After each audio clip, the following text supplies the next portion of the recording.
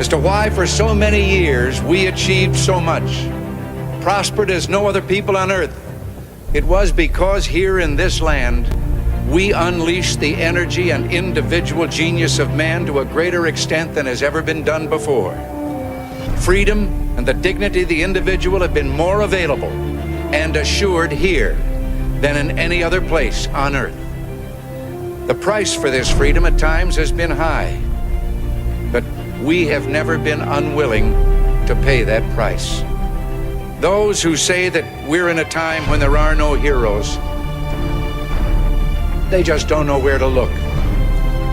The sloping hills of Arlington National Cemetery, with its row upon row of simple white markers bearing crosses or stars of David, they add up to only a tiny fraction of the price that has been paid for our freedom.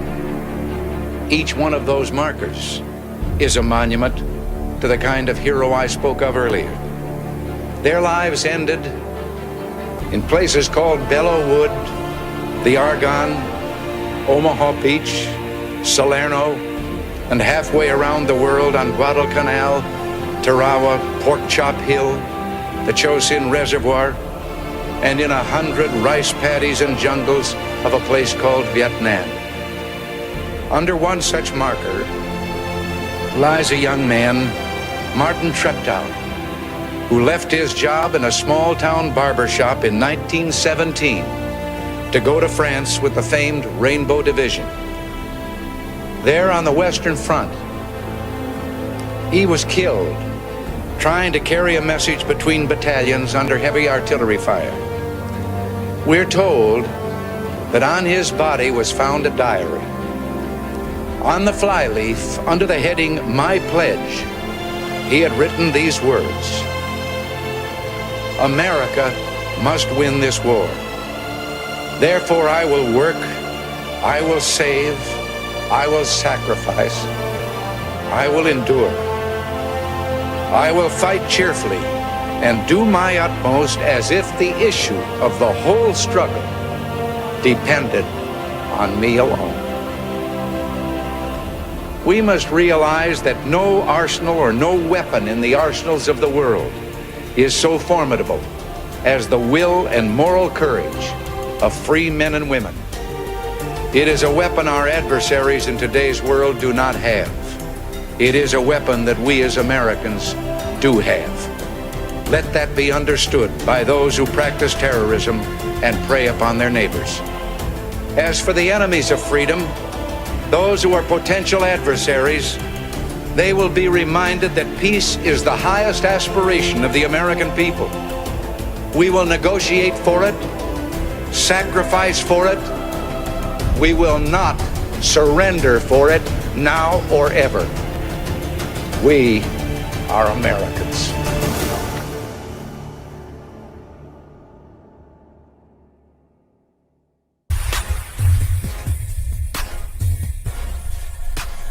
You need to get yell at somebody like Tucker Carlson, the more he's going to do exactly the opposite. Okay? Like, if you don't want to hear what he has to say, then stop talking about him all day. Like, it's very easy. It's much simpler than you think it is. If you really dislike what Tucker Carlson is doing, every single time he says something, you all share 1,000 clips of him. There's 1 million clips that come out. Look what he said. Like, okay, well, you just boosted him in the algorithm by 1,000%. Well done. Like, it's such a foolish notion to try and convince anybody an American male, like just a red-blooded American male, to say, you can't talk about that and stop talking about that, and if you do, we're going to come after you. The response is going to be the same every single time. Screw you, I'm going to talk about it more. Okay? I'm going to talk about it way more now. I'm going to talk about it every day, and everything you don't want me to do, I'm going to go do it. Like, I mean, like, it's a stupid concept to trying to convince people not to talk about things. You're not going to convince them to do that.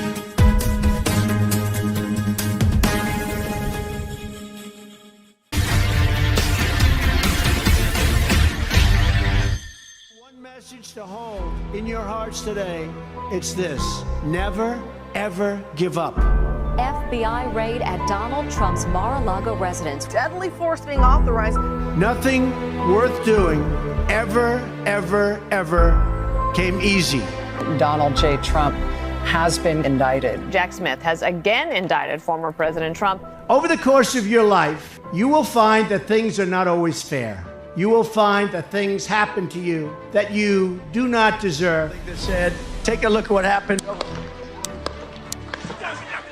But you have to put your head down and fight, fight, fight.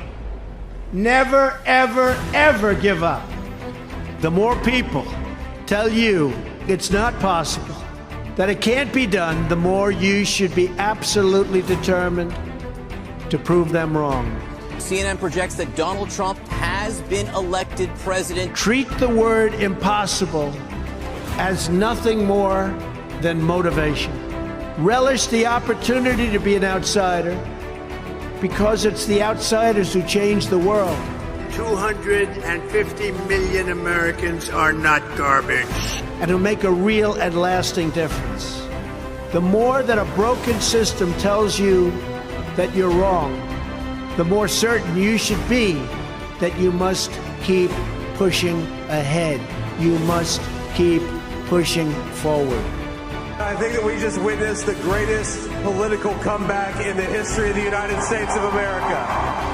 So just remember that. Never stop fighting for what you believe in and for the people who care about you. America is beginning a new chapter. Our best days are yet to come. I can promise you that.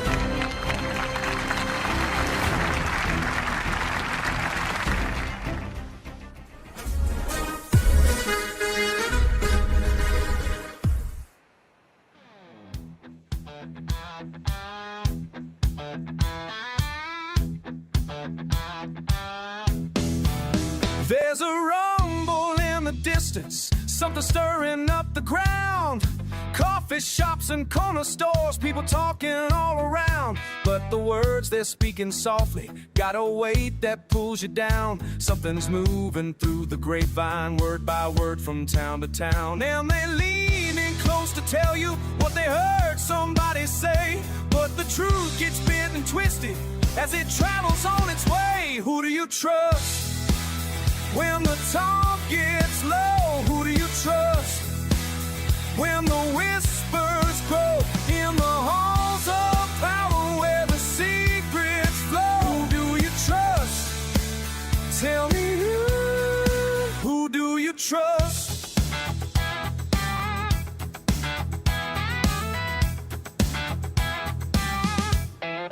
Backroom deals and handshake, promises sliding underneath the door. Politicians playing poker with the chips are rich and poor. Every word's a calculation, every pause worth so much more. While the people keep on waiting for the truth they're hungry for. And they lean in close to tell you what they heard somebody say. But the truth gets bent and twisted as it travels on its way. Who do you trust? When the talk gets low, who do you trust? When the whispers grow in the halls of power where the secrets flow, do you trust? Tell me who do you trust?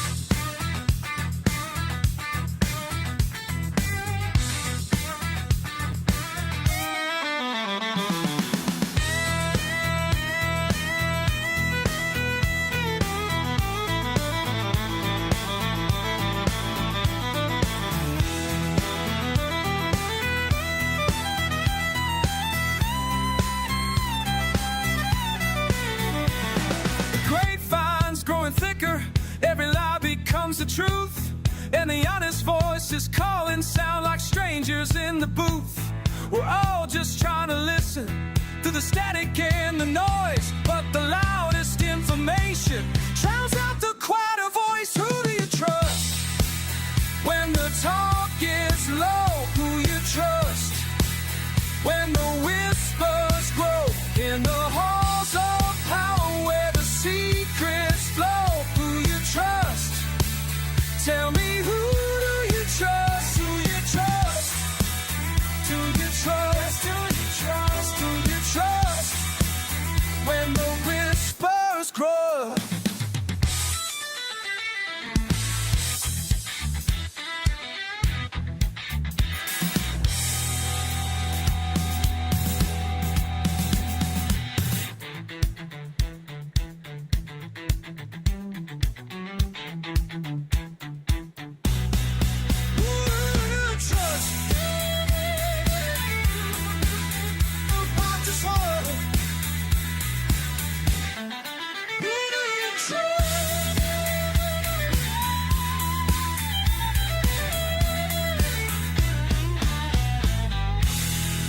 Good evening, everybody.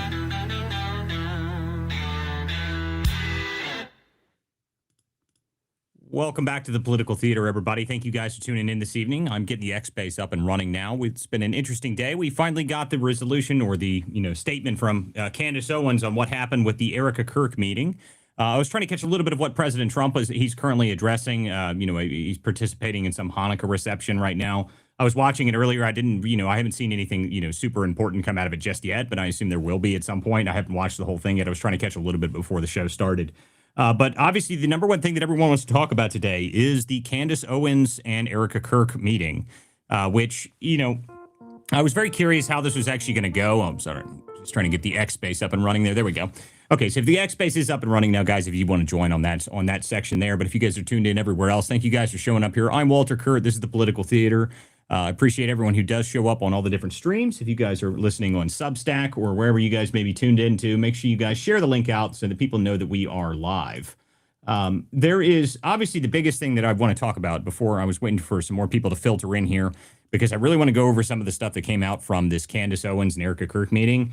There's something very specific that I want to talk about, but I'll wait until a few more people show up in here today. There's a number of other things we can go over here. Apparently, President Trump's also talking about extending the travel ban to a number of different places, which is interesting.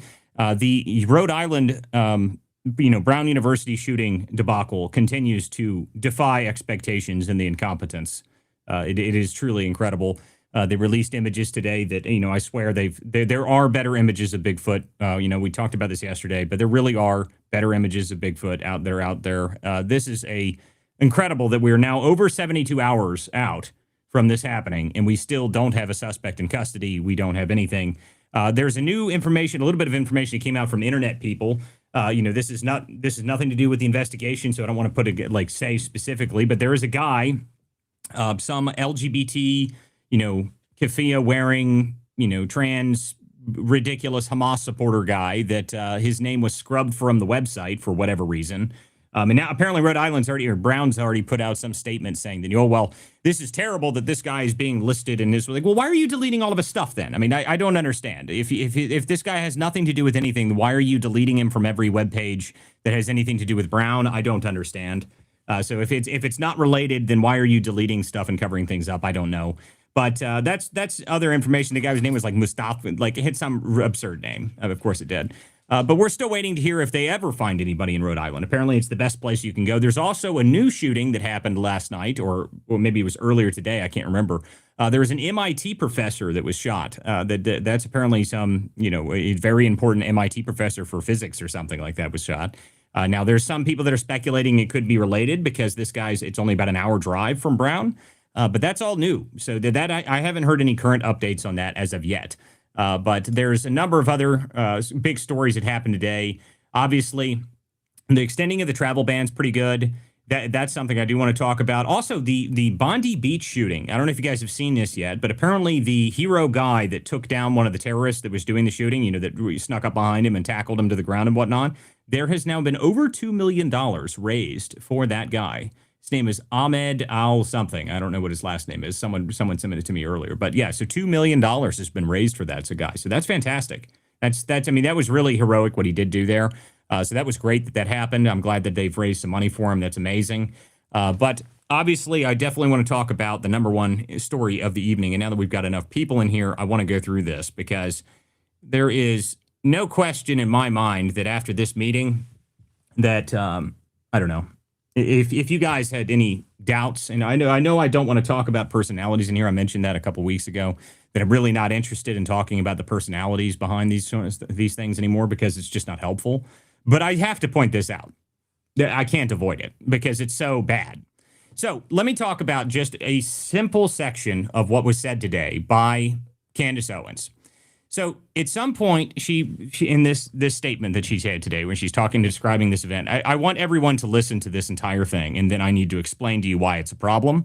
And after people can argue with me all they want, but you have to listen to the full statement of what she says here, and then I'm going to explain what the real problem with it is. So I'm going to put this up on the screen, and you guys can listen to this very specific section of this. This is just a couple-minute clip here, and I want people to hear this.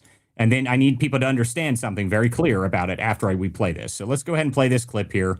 This is Candace Owens describing some of the meeting earlier today. And I hope that they took me seriously on this, or rather that they take my strong advice on this. I said one of the reasons why I really want to sit down is because I want to walk out of here and feel confident saying to my audience, hey, like, there's stuff going on behind the scenes, but Tyler Robinson shot Charlie Kirk. Like, that more will come out, but you can take it from me that this is what happened. I was looking to achieve that because there's been a lot of signaling from various people, some people who are experts, some people who have been involved in cases, that there's obviously going to be stuff that the public does not have access to. And so it is at least plausible that they have seen very clear footage that we've been asking for of Tyler Robinson getting up there and taking the shot. Like, they have access to UVU camera. So I was hoping to hear that. And I said that I want to hear why people feel so confident at Turning Point USA that Tyler Robinson is the guy. And at this point, they elected to call the lawyer, like, you know, their lawyer who is involved in this case, one of the lawyers that's involved in this case. There's always a team of lawyers, especially for something like this. And what I got from the lawyer did not make me feel that Tyler Robinson shot Charlie Kirk. It did not make me feel confident that he didn't or did shoot Charlie Kirk. I was very surprised by this. He spoke a very long time. I asked, you know, can you share with me what it is? And I said, when you share this with me, I will not say what that thing is. If that's what if we want to protect the integrity of the case, I'm not gonna. If you say we've got the footage of him taking a shot, I promise I won't say that to the audience. But I will communicate to them that you have something that is solid. And no, to the exact contrary, this guy effectively said, not effectively, he said that they have nothing like but the affidavit. Okay, so what you have, what we have seen is what they have. What is being discussed publicly, you are this whole like non-expert problem with like, well, you don't know. It's like what you read, his messages that don't have any dates on it, Tyler Robinson writing out everything and the clean alibi. That's what they have. And what he explained to me was that that's the affidavit stage. That's where it's at. And then what takes place now is the investigation is ongoing, right? So right now they're looking for more information. And once investigators, they could very well have obviously footage. And that is why they might feel that, oh, we're definitely gonna get this prosecution. But the reality is they don't actually share that information with the victim. They don't share that information with Erika. They don't, in this part of the process, they will not know what investigators have discovered. This is what the lawyer told me until May. Okay. They have not seen anything that you have. Okay. So that specific section there. That's what I want to talk about. What she just said. Did you guys hear that? She is not going to just hold on and stop, Jeff. I need to go through this. So you guys need to pay very close attention to what she just said. Did you hear it? Did you hear what she said? Listen to it again here. I'm going to play it one more time just so people can understand this. Then we need to go through this because this is a very, very, very revealing statement. So just listen to this very, very short section just one more time here. They don't actually share that information with the victim. They don't share that information with Erika. They don't, in this part of the process, they will not know what investigators have discovered. This is what the lawyer told me until May. Okay. So do you hear it now? She just said they don't share the investigative process with the victim. Do you understand what the problem is there? Do you guys catch this? Do you understand why this is a very revealing moment here? So let me slow this down. So what she just said right there is incredibly revealing because it gives away the entire game. Okay, she doesn't have any idea how this works at all. She's framing this as if TPUSA they're hiding the evidence somehow, that somehow Turning Point USA is involved in some giant cover-up or something, and that Erika Kirk is supposed to be briefed by the prosecutors and handed discovery packets like party favors or something. Guys, this is not how the criminal justice system works. Okay, that is not how it's ever worked. It's not how it worked last year. It's not how it worked 20 years ago. It's not how it worked in the history of the country. Because the first problem is Erika Kirk is not the victim. Charlie Kirk was the victim. The victim is the deceased. The prosecution is brought by the state of Utah, not Turning Point USA, not by Erika Kirk, not by a podcast host with some YouTube channel and a microphone, okay? The state owns the case. The state controls the evidence. The state decides what's disclosed, when it's disclosed, and who it's disclosed to. And they're not just going to hand it over to YouTubers. Well, is that really what she thought was going to happen here? Did Candace really believe that she was going to show up over here and they were just going to hand her some evidence packet or something? They're not going to do that. In fact, they are legally and ethically prohibited from doing that. And the investigation is, I'm not going to tell anybody. They can't give you that. That is illegal. Investigation is not shared with the public. It's not shared with families or employers or anything like that. That is how you preserve a prosecution. It's how you avoid mistrials. You don't just got to blow up the case because, Candace Owens showed up at Turning Point. So really, what did she think this meeting was going to produce? A dramatic unveiling of sealed evidence, a private screening of the body cam footage or something? What was she thinking was going to happen here? That the entire state's prosecution, the strategy was going to be given to her? And this really is where it's embarrassing for her, though, and this is why I wanted to bring this up, because she's positioning herself as some kind of truth-telling investigator, but she doesn't seem to have the most basic understandings and distinction between a victim, a witness, a private organization, and the state. She's shocked that TPUSA didn't show up with some manila folder labeled State of Utah State secret evidence. That Turning Point has any control over this, how it's handled. They never did. They legally can't. This is just procedure. This is not some sort of form of corruption. And the fact that she can't or won't acknowledge that tells you pretty much everything you need to know about what's going on here. This is never about understanding the process, or if it is, that she has failed miserably to understand the process. And she's just manufacturing suspicion where none has ever been warranted. The reality is she doesn't give you a villain. She's just creating this, this implying a cover up by creating this thing on the back end of it. It's just content farming. But what's worth is the confidence which she's delivered this nonsense says that she's gone through explaining some hidden truth to the audience when in reality, on a public stage, she's just acknowledging that she doesn't have any idea how prosecutions work in America. That's not investigative. That's just retarded. So this is what we've witnessed now. So after all of that, after months of this, the ignorance would be almost forgivable if there was some humility with it, but it didn't come with that. She said, I haven't been dissuaded at all. It's come with the insinuations they're hiding something, that there's truth far more interesting out there, but it's really just boring, and there's nothing for them to give her. TPUSA has nothing to hand her, and she thought that they did. So the state does not answer to you, Candace. TPUSA does not run the Utah state justice system, and Erika Kirk isn't even entitled to discovery because she's not the victim of the crime. So the entire episode is pretty much exposed that Candace isn't just uncovering gaps in the story. She is quite literally tripping over the fundamentals, guys. She is. She has no idea. She is confusing legal process with narrative drama, and this is just incredible. This isn't how you do an investigation. This has nothing to do with it. It's just influencer, clout chasing, essentially. And for someone who has prided herself on being smarter than the room, just that statement alone is self-inflicted humiliation. The system has not failed here. Candace's understanding did, okay? That's what just happened. She just doubled down on her own stupidity on a national stage and said, look, I just don't get it. I'm shocked by this. Please do not pretend you know how the machinery works when you're not a mechanic. Please, for the love of God, just don't do this, okay? Because just watching that, just listening to that one sentence, she's not the victim here. They can't share these things with her. No shit! Oh my God. I mean, this exposed everything to me. She has no clue how this works. And she is amazed, absolutely amazed, that they're not going to give this information to her. Wow. Oh, wow. Okay, well, so that's the featured story this evening. Candace Owens is just as retarded as I thought she was. And apparently she has no idea that she's retarded, which is incredible.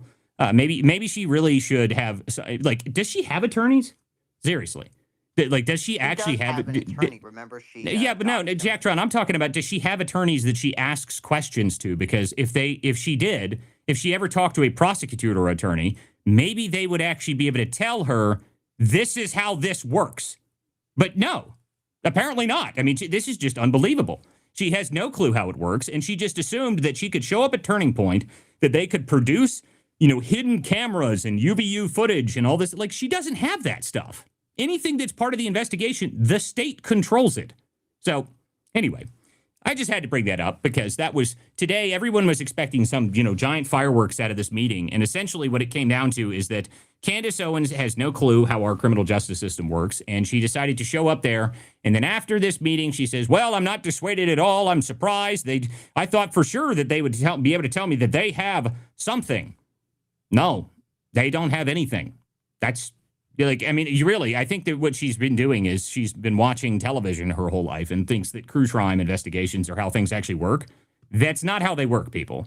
And, spoiler alert, the criminal justice system does not give you anything until the investigation is over and the prosecution has been brought forward and the trial has gone public. That is it. That's how it works. It's how it's always worked. It's how it's going to work next year. It's how it's always going to work. But she has no clue. And that's why and when the moment I heard her say, they don't share the information with the victim, Erika Kirk. That's it. She has no clue. She has no idea how this thing works at all. She has not. That's it. That anybody who is questioning it, anybody who understands has any concept of how the law works in this country, that was it for me. I've got nothing. I've got nothing else to see. Okay, she has no clue how any of it works, and she is just grasping at straws and expecting everyone to buy it. It's nonsense. It's complete nonsense. But anyway, guys, let's get into the show for this evening. Chris, how are you? Jacktron, how are you, my friends? Hey, what's up, man? I'm good. So it makes me wonder here what her actual motive was. So she's either that incompetent, which, I think, Walter, we can lean 75, 80% there. You're 100% there. Or she literally had the meeting just to try to get information so that she could do her next episode and pretend as if I don't know, man. Listen, the way that she was talking in this, I tried watching most of it. I can't. It's very difficult for me to listen to the entire thing. But just listening to those that very specific statement, that's all you need to hear. Okay, the victim, they're not sharing information with the victim. She's not the victim, at all. That's just a fundamental misunderstanding of how this all works. Completely. From the very base level of it, you got no clue.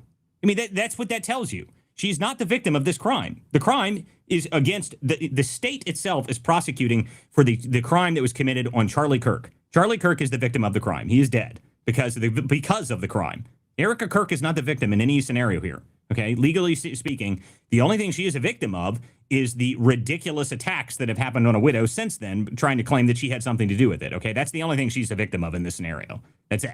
Okay, not in terms of legally here, the legal statute is she's got nothing to do with this.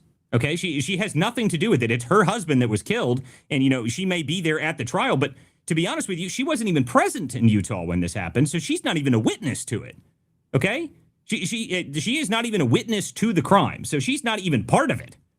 I love that Candace said, there's always a team of lawyers that works on this. Yeah, of course there is. The state prosecution, the DA, they work as a team, the state, when they prosecute crimes. But they don't have any relation to Turning Point. No, Turning Point has nothing to do with them. So I don't know which attorney they called. I don't know which attorney they talked to. But, it's not going to be, the attorney, even if she got a hold of a state prosecutor, if she got a hold of a Utah DA or whatever it is that they wanted to talk to, they are not going to give her anything. Why would they? They're not allowed to. It's illegal. So, what was she expecting here? Really? Is that really what she thought? She was going to show up and they were going to be like, yep, we've got this great camera view, and now we won't tell you about it, of course, because we can mention it to you, but please don't go on your podcast with 10 million subscribers and tell everybody about it. What? Amazing. It really is incredible. This is really what she thought was going to happen. She was going to show up here, and they were going to tell her all of the secrets of this investigation, and then she was going to come back and report on the ultra secrets of it.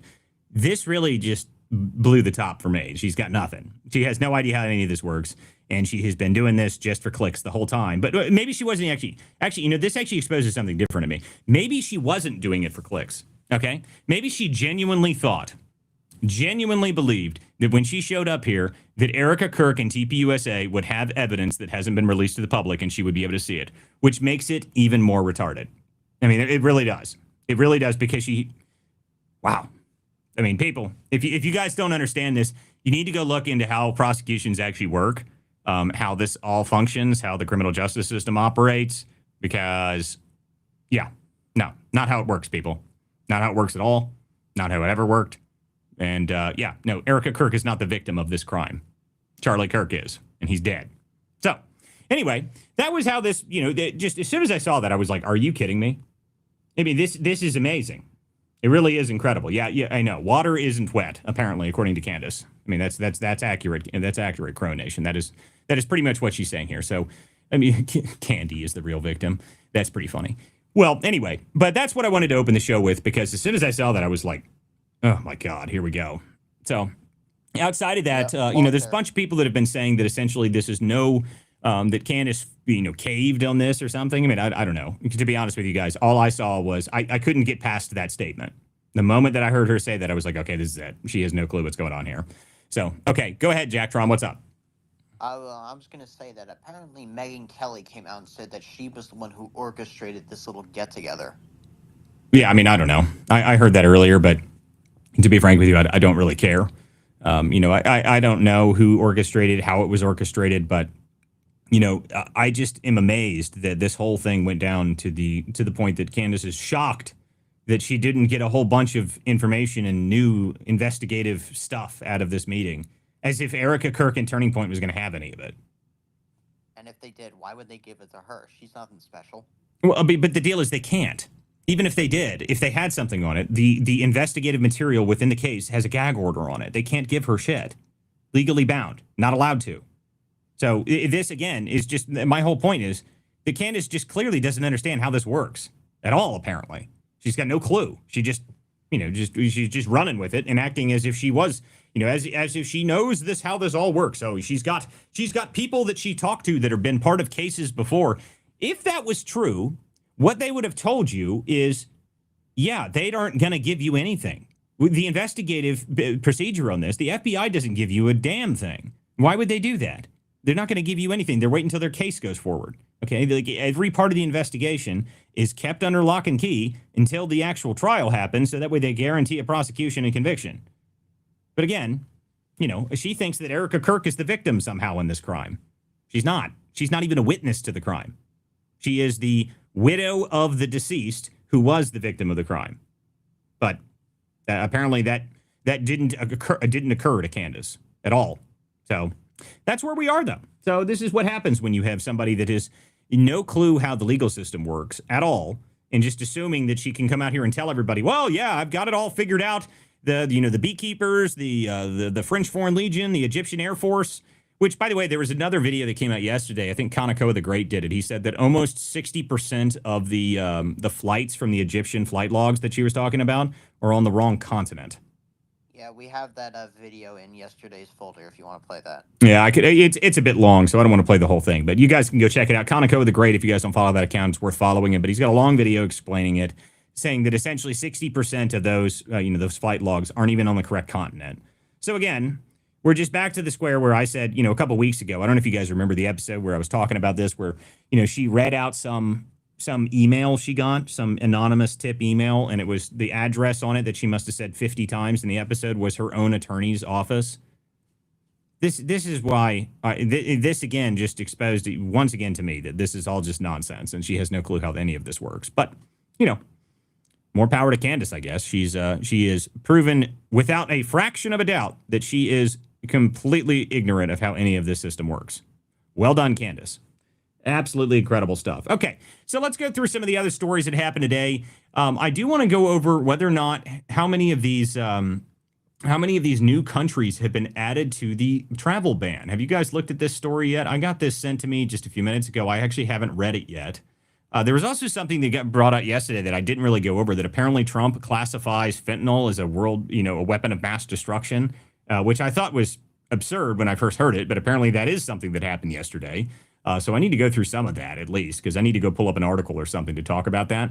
But there's a number of other stories to go over. Obviously, the police and the Brown University, this stuff is still continuing to be, a complete debacle. So we'll talk about more of that. And then I do want to find more on this, the BBC case that Trump's apparently going for a $10 billion on that. So, we also have to discuss more about the Rob Reiner case. Why do we need to discuss more about the Rob Reiner case? Well, because do you see that video about Norm Eisen that I sent you? No. Norm Eisen. Let me see here. Norm Eisen. It's a 7-minute long video. What is it about? It's about how he was planning on meeting with Rob Reiner to win the midterms.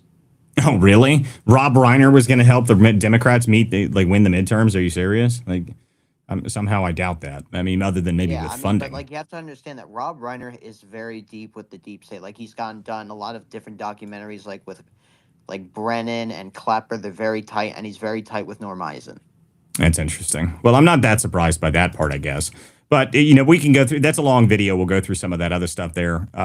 Let's see here. What else do we have here?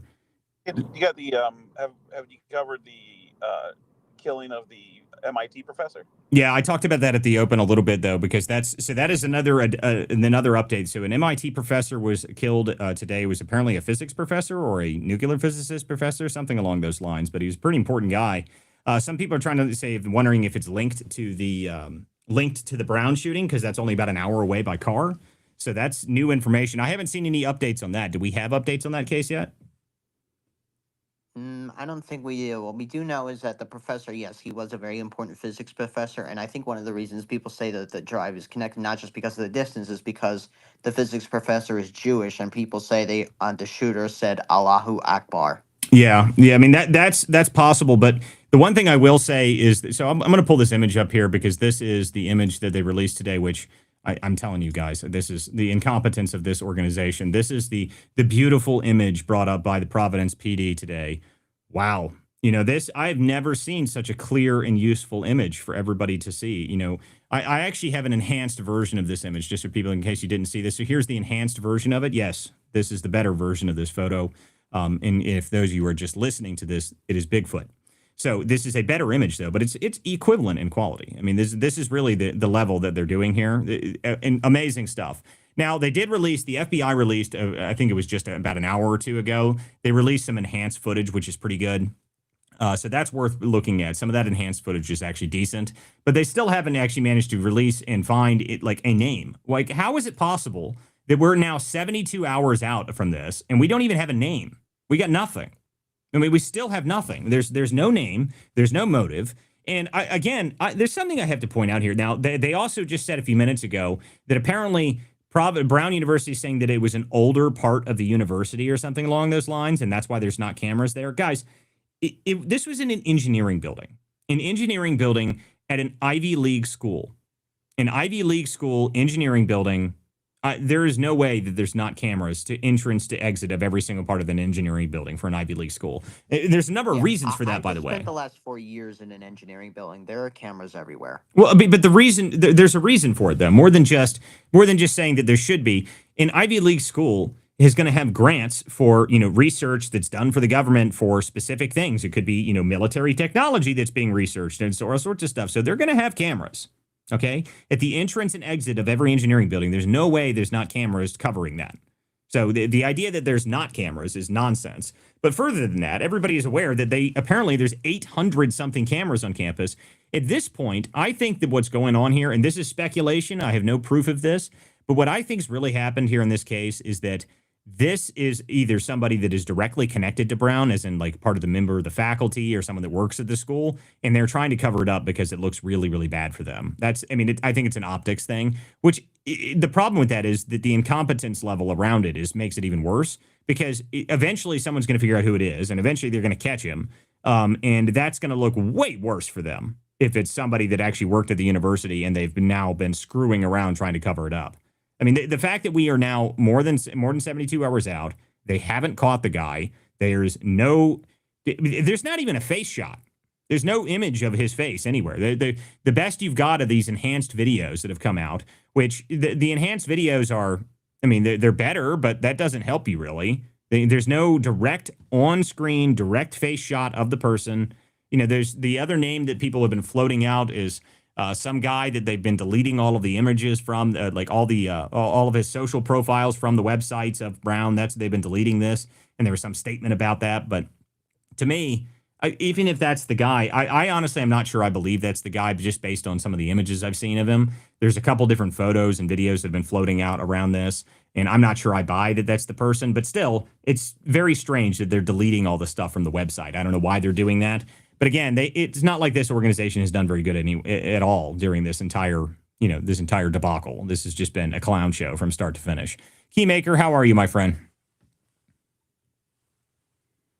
Hey, pretty good, Walter. I thought they did ID the guy. I don't know. Maybe I was, because it's on X.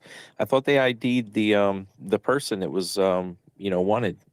Have they? I'm on their page. I think 0 Hour put some stuff out there, but I don't know that anybody's confirmed the identity. I'm on Providence Police's page right here, and I see 0 ID on the guy. I mean, they've got enhanced photos and enhanced video here, but I have no idea if they've actually managed to find the guy. Let me go see what 0 Hour's been saying here, because he's been all over this. Let me go look and see if he's got something up. Let's see. It might not be accurate, so that's why I haven't really. I mean, I've been talking to people about it and kind of engaging in that way. But if the police department didn't put it out yet, and other people know that's strange, right? Because people are going to look for an official source, to actually, help them. So I don't know if 0 Hour. He's usually correct though, so that's why I'm. Zero is probably one of the best online investigators I've ever seen in terms of being able to dig through lots of social media to find stuff. But Brown University, his current comments are hysterical. He said Brown University only wants tips if it's a white guy though, so that they don't want any other tips, and that's pretty accurate, to be honest with you. I thought it was really weird. I don't know if you guys saw this. One of the first things they put out, I'm not sure if they kept it up or not, but one of the first set of images they put out, they zoomed in on it and they had a picture of his hand, and you could see that it was a white hand, and they made sure that they made that one of the first photos they released, desperate to make sure that it's a white guy that was involved in this shooting. And just unbelievable stuff here. Really is unbelievable stuff here. But no, I have no idea why they haven't managed to actually release a name yet. So there is no name as far as I'm aware. Yeah. What I was reading, and I'm pretty sure it was from 0 Hour. It might have been from someone else, but I was reading that it was a fellow student that was in the engineering department as well. Well, the last updates that I had about this, okay, so the last discussion I had with a couple people is that the guy, whoever it was, apparently followed said girl into the building, the girl Ella that was shot, the TPUSA person, and they think it was directly related to that. Now, I don't have any confirmation on that, again, because that's internet investigation. I don't have any idea if that's actually been confirmed or not. But if this is a direct targeted assassination of a member of TPUSA because of stuff she said on campus, then I think that's that should be something the public should be aware of. I mean, apparently this girl got shot in the face. It's not like she was just open fire somewhere in the background. No, she was hit in the face, and that's this is all stuff we don't know yet. But again, that's because of course the entire investigative team from Providence is completely useless. These people are clueless. They're morons. I mean, hell, the police chief had to ride a camel from across the state to even show up for the first part of the press conference. So, who knows what's going on. But this has got to be the first time I've ever seen a, mass shooting event at a public university that everybody's national story, and they still haven't caught the guy. But it'd be one thing if they haven't caught the guy, but they knew who he was. But they don't even have a clue who he is, according to what their official statements so far. There's no name. There's no ID. There's nothing. I mean, have you guys ever heard of that happening for this level of level of crime? I haven't. So I don't know what's going on. There was some speculation earlier about there was a building off near it's about 200 meters off the building that was roped off as where the shooting occurred. It's a 145 something street. I forget the name of the street, Waterman Street, I think. But there was some speculation about that building being roped off. There was a K9 unit added earlier. But again, that still doesn't give you anything. The other videos, the other question I have is that there's been a couple of videos you've seen of this guy. And some of the videos he's wearing a satchel. In some videos he's not wearing a satchel. Did he remove the satchel? We don't have timestamps either. I don't understand why there isn't timestamps attached to the videos. Why isn't there a timestamp so we can tell when each section of the video happened? That I don't understand either. So there's a number of problems with this. Yeah, I sent you I forwarded it to you. It's from Alec Lace. But there's a good clip that he has that I just listened to earlier before I got on. And it mentions the guy's name. Actually, a reporter asks the AG, and the AG's response is just, I don't. These are incompetent people. All of these people need to go. Like all of these people that are handling this, they're. I don't understand what's going on. I've never seen anything like this. This is probably the worst handling of any listen to case me. that I've seen before. Listen to me. I said it yesterday. They are going to write books about the level of incompetence. I mean, the bards are going to sing about it for years. Like, seriously. I mean, there's going to be an entire criminology course titled "Providence That Fucked Everything Up." I mean, that's what this is going to be. So I want to hear this because I actually haven't heard this statement yet from the AG, but I did see this clip floating around earlier. So let's go ahead and play this. Question about that name, and I know the name that you're asking about because a member of the media asked me about it. I am familiar with it. I wasn't familiar with it when the media member asked me about it. I think it was either CBS or NBC. I asked my team about it, and I think this is an area where caution is really necessary. There are lots of reasons why a page might be taken down, particularly if there's chatter out there about, to your question, Amanda, about words that were spoken. It's easy to jump from someone saying words that were spoken to what those words are, to a particular name that reflects a motive targeting a particular person. That's a really dangerous road to go down. Really dangerous. If that name meant anything to this investigation, we would be out looking for that person. We would let you know we were looking for that person. You know, again, I think it's just a really dangerous road to go down. I know that in today's age, there are lots of things that people read into things. It's just a dangerous thing to do. And I would leave it to us to identify persons of interest and let us run them down. Okay, hold on. Leave it to us to identify persons of interest. Well, how does Ben Erickson feel about that? Seriously. I mean, every Ben Erickson from Rhode Island to Wisconsin is running for cover because the entire internet thought that they were the shooter in this scenario. I mean, I was telling people yesterday that, you know, if your name is Ben Erickson, avoid the entire Eastern Seaboard. So, you know, why exactly do we need to be listening to these people? I mean, these people are ridiculous. The most telling part is if someone gave you the wrong name and insinuated that they were responsible for murdering somebody under your jurisdiction, wouldn't you want to say, no, this is not the correct person? That's what my comment was. That's what my comment is. Like, if he's not part of it, why didn't you correct the record? What the hell is going on? I mean, like, if this guy was part of this, then you say there's a name gets leaked to the media. The name gets leaked out, and by the way, they don't even leak the full name. It's just Ben Erickson, and then there's a confusion between there's a Ben Erickson, Ben Scott, or Ben Warren. Like those are the two the names, but they never corrected it. And then hours after that, after someone people think they've ID'd him, then suddenly they say, well, no, we released that person of interest. Like what? Again, these people are ridiculous. This is a complete catastrophe. This is a dangerous thing that keeps happening. And I understand the way that media and stuff works, but when you have a case, you have a murder and someone's on the run, as soon as you tell the public, anybody that's in that vicinity, as soon as they hear the message, especially from authorities, but especially now on X and stuff like this, once they hear that they already got the person, everybody's guard drops. I mean, that's just normal for people to be like, oh, okay, they finally got the guy. You know, it's like if you're in that area where there's a killer running loose, you know, you definitely don't want the wrong message getting out that they have the person when now they apparently don't have them and maybe don't even know who the person is. Right. So now if I'm living in that area, I'm going to be a little bit more on my toes, you know, because you got a guy that already murdered somebody and now is apparently on the run. You know, so I don't know. It's just a dangerous thing to have people in positions like that where they're not speaking clearly to the public, to the people that need, you know, they need the information. They need some sort of reassurance.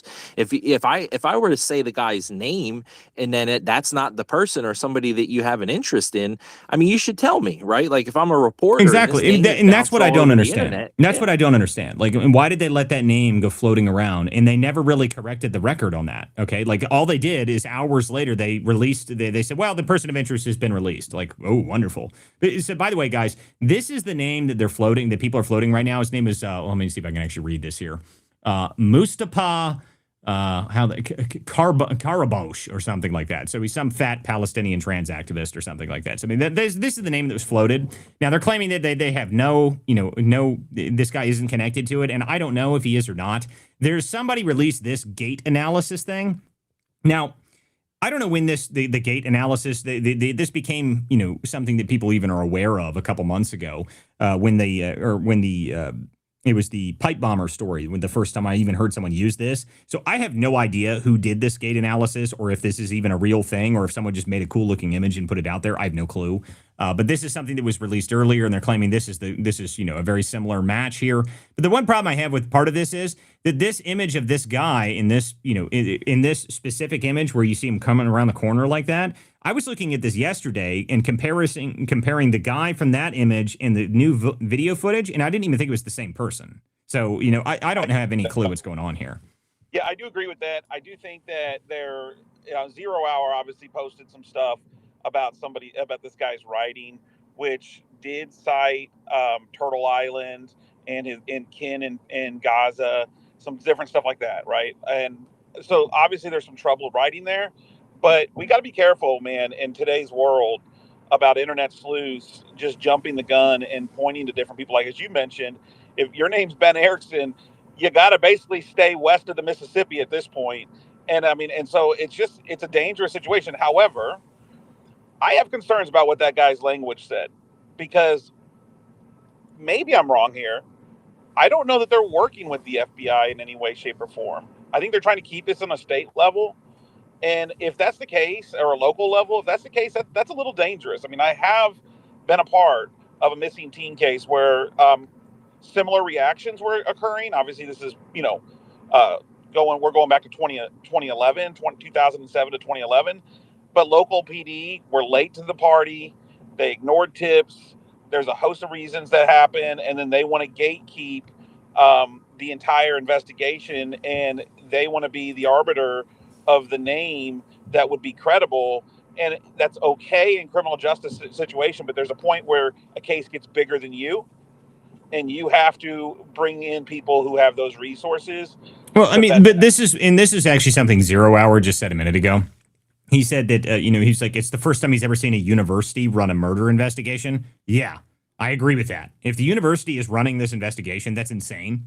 What you guys have seen like campus PD before. Do you believe they're competent enough to like run a murder investigation? Really? I mean, this is retarded. If that's actually what's going on here, like that's completely retarded. It's also, by the way, a little bit of a conflict of interest. Of course, because this university is going to get sued to oblivion when this is all said and done. Oh, listen to me. If this university, if they don't figure this out and they don't actually manage to come up with an actual answer here soon, they're going to get sued anyway. They're going to. I mean, at this point, someone was saying earlier, they're like, is it criminal negligence or is it incompetence? And my comment was that it's criminal incompetence. That's what's going on at this point. I mean, it really is unbelievably stupid in every level. There's no part of this that's okay. So I don't know what exactly their plan is here, but I've seen nothing to the effect that explains it to me. The fact that we don't have even a name is absurd. There's no way. And let alone the fact that, again, this is I don't buy for a second that there's no cameras for this building because it's some old building or something. Bullshit. What? And Walter, I'll talk to you privately about that off air, but I did send you a link. One of the listeners in your space did send me a link to send to you. And it is actually a site that shows the different types of cameras anywhere in the country, apparently. And the link will take you straight to Brown University that I sent you. And you can clearly see that there's a lot of cameras. There's 800 plus cameras on this campus. That's why I'm saying it's ridiculous. What is this? White House Chief of Staff Susie Wiles blasted Vanity Fair Tuesday for disingenuously framed hit piece. On what? What's the problem? Yeah, a lot of people are hating on Susie for it's been happening for a while. It's elevating now. Yeah, so she did 11 interviews with Vanity Fair over the course of the last month or so. I don't know how She did 11 interviews with Vanity Fair for what? Yeah, she did 11, I guess, private interviews with Vanity Fair. And obviously, Vanity Fair, the article was not favorable. And ironically, you can get a bonus read of the article on New York Times. It's on in front of it. It's on the New York Times. Like I have a New York Times subscription, so I guess I'll go look at this. Is this the one where was she describing all of the personalities within? Like I saw some like quotes that were put out there today. Is that what that came from? You know, the description of all these people. You know, my one comment on it was that it sounds to me like she is just as ridiculously critical of every person in the administration. It's not like there's like one person where she's like super nice about them. Sounds to me like she just hates everybody. Which, I mean, whatever. I mean, maybe that's the case. Do you want somebody that hates everybody to be in charge? I have no idea, but you know, I have no idea if that's a good thing or a bad thing. But if they've got all that, that's interesting. That explains why I saw a bunch of comments today from people saying, you know, Susie Wiles is great. She's done such a good job as the chief of staff. And like, well, I don't know. There's been a bunch of people that have complained about the staffing scenario and how Susie has not done a great job. So I'm not really sure that's accurate or not. But I do find it funny that she's out here screaming that it's some, you know, unfair hit piece. Like I would have to see exactly. I haven't read it yet, obviously. So I'll have to go find it and read it if she's that upset about it. That's pretty funny, though. Yeah. I don't know. I'm still a little. I'm like, why did you give 11 separate interviews with Vanity Fair? Like that, to me, that's a little odd. I mean, did she have clearance for that? I don't know. But the point is you're going to then turn around and say, well, they took my words out of context. And I'm like, well, I mean, this is almost kind of like, yes, you remember the first term, Walter, the Kellyanne Conway did this a little bit, right? And there was a couple people in the administration in the first term that did these one-on-one exclusive interviews privately and didn't really disclose it and were obviously for taken out of context or not taken out of context. And, you know, it's just, you would think there should be a lesson learned there. You would think. No, I mean, I'll have to look and see if we can find more information about that. I haven't actually read this article yet, so I'll have to read the article before I can even make any comments on it. Looking to see if there's any other updates going on here. I mean, this is the kind of stuff that you're seeing coming out of Brown University, by the way. Beautiful, beautiful images here of just, you know, a bunch of FBI agents kicking snow. What are we doing? What is happening? Seriously? This is what's going on? Like, they're kicking snow out of the way. If you guys are just listening, what's happening here is there looks to be 5 or 6 FBI agents just standing in a snow pile, like shifting snow over as if this is somehow, you know, useful. This seems very effective. I don't know what they're doing, but it doesn't seem like it's going to help us figure out who it was who shot 2 people in a public university room. So this is the stupidest thing I've ever seen. You know, at some point, you know, if this is something I almost want to just drive over to, like, I mean, I would get a flight and fly over to Rhode Island, see what the hell's happening over there, because this is absurd. I think this is like the most ridiculous investigation I think I've ever seen. So amazing stuff. You know, maybe they could get Candace Owens on it. She can figure out that the victims aren't even the people that are part of it, and she can tell us all about it. I mean, that would be helpful. Let's get that investigation up and running. Get Candace out there. Give her a mic, send her out there. I'm sure she's helpful in this scenario. She'd be just as effective as the Providence PD has been so far. In fact, she might even be better. She would at least come up with at least 4 or 5 different countries that would have been involved by now. So, you know, maybe we can get that to happen.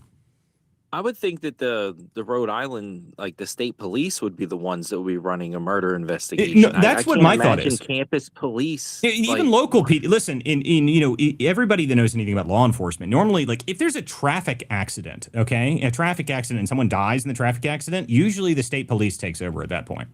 Usually, I mean that's how it works in this state. That's how it works in, you know, many states. I know that's the case. So what the hell are we doing here? Where the campus university is somehow running, like the campus PD? You know, they got Paul Blart out there running the damn murder investigation. Yeah. This is stupid. Yeah, I mean, well, the state police. I mean, you know, Rhode Island's pretty big, but there's murders, so that's what these guys do, right? Like they do murder investigations. So if you're gonna have like what do campus police like really have experience doing? Like not murder investigations, you know? Like I'm confused. Keymaker, this is the state capitol. The state freaking capitol. You're telling me that the state troopers aren't there in the state capitol to help to assist in the investigation or to take over the investigation? Like the attorney general's office isn't involved. You know what I mean? Like, this is like a pretty insane situation where they're going to defer to the university, who has a clear conflict of interest in the scenario. Yeah, I mean, that's why Well, none of this yeah. makes any sense, dude. That's why none of this makes any That's sense. why they chose. That's why they chose filming. The Rhode Island police. For me, myself, and Irene.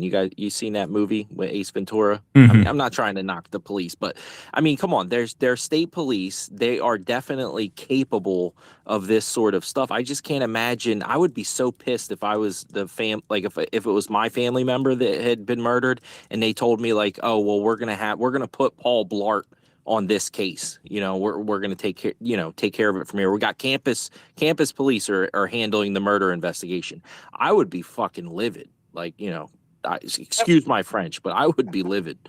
Have we even, maybe I missed this part too, but have we heard from the family? Has the family made a statement on? I mean, this is another part of this that's baffling to me. Is like, why haven't we actually even heard about, like specifically heard witness statements? Like, there was one witness statement that I've heard so far that's been brought out, right? And there's one guy that said that the guy came in and he had a really big gun and he didn't shoot me. That's all I've heard so far. Like, that's pretty much it. That's the only witness statement. How is there not like a dozen witness statements? Why are we not hearing about this? If anybody in the audience, by the way, if anybody that's listening to this show right now, if you have direct knowledge from anybody that's on the university campus that was part of any of this, I would love to hear from you. I really would, because there is obviously a very big problem where no one has any clue what's really going on there. And apparently the university's police department has no interest in telling people. Like, they have no interest in telling everybody. They've got no clue what's going on. So I'd love to hear from you. If you have any information from Brown, I'd love to hear it. Yeah, there's clearly still a murderer on the loose, though. Exactly. That's what's baffling to me. It's like, why are we screwing around here? How is there not a name? How is there nothing? This doesn't happen. You don't just have a murderer running around in somewhere in Rhode Island. I mean, it's not like the state's very big. And if this guy that had a satchel on, this is some serious person that's involved in this investigation. The guy looks like he was a walker, so it doesn't even look like he had a car or anything. He was carrying a satchel. To me, it looks like somebody that would ride the bus. That's what it looked like to me. But that's, I don't know, amazing incompetence. I'm telling you, they're going to write epic poems about it. Biblical stuff here, biblical incompetence. It really is. Henry, how are you, my friend? Hey, sir, how are you? I'm doing just fine. Hey, man, listen, I just jumped on about 30, 40 minutes ago, and I'm listening. Can y'all summarize, like, just a handful of bullet points? What all have they screwed up, so I can get a full sense of? Okay, like, yeah, I can give you a full rundown. They have screwed up every single aspect of this from the very beginning. So the very first thing they did was they leaked a name that wasn't even a correct name. The name that they released, Ben Erickson, they didn't give you a full name, but they leaked that name out there. Everybody scrambles to figure out who Ben Erickson is. Then they released him and said, well, he's not a person of interest anymore.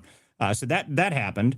Then apparently last night, sometime middle of the night last night, they told CBS that they had to restart the entire investigation.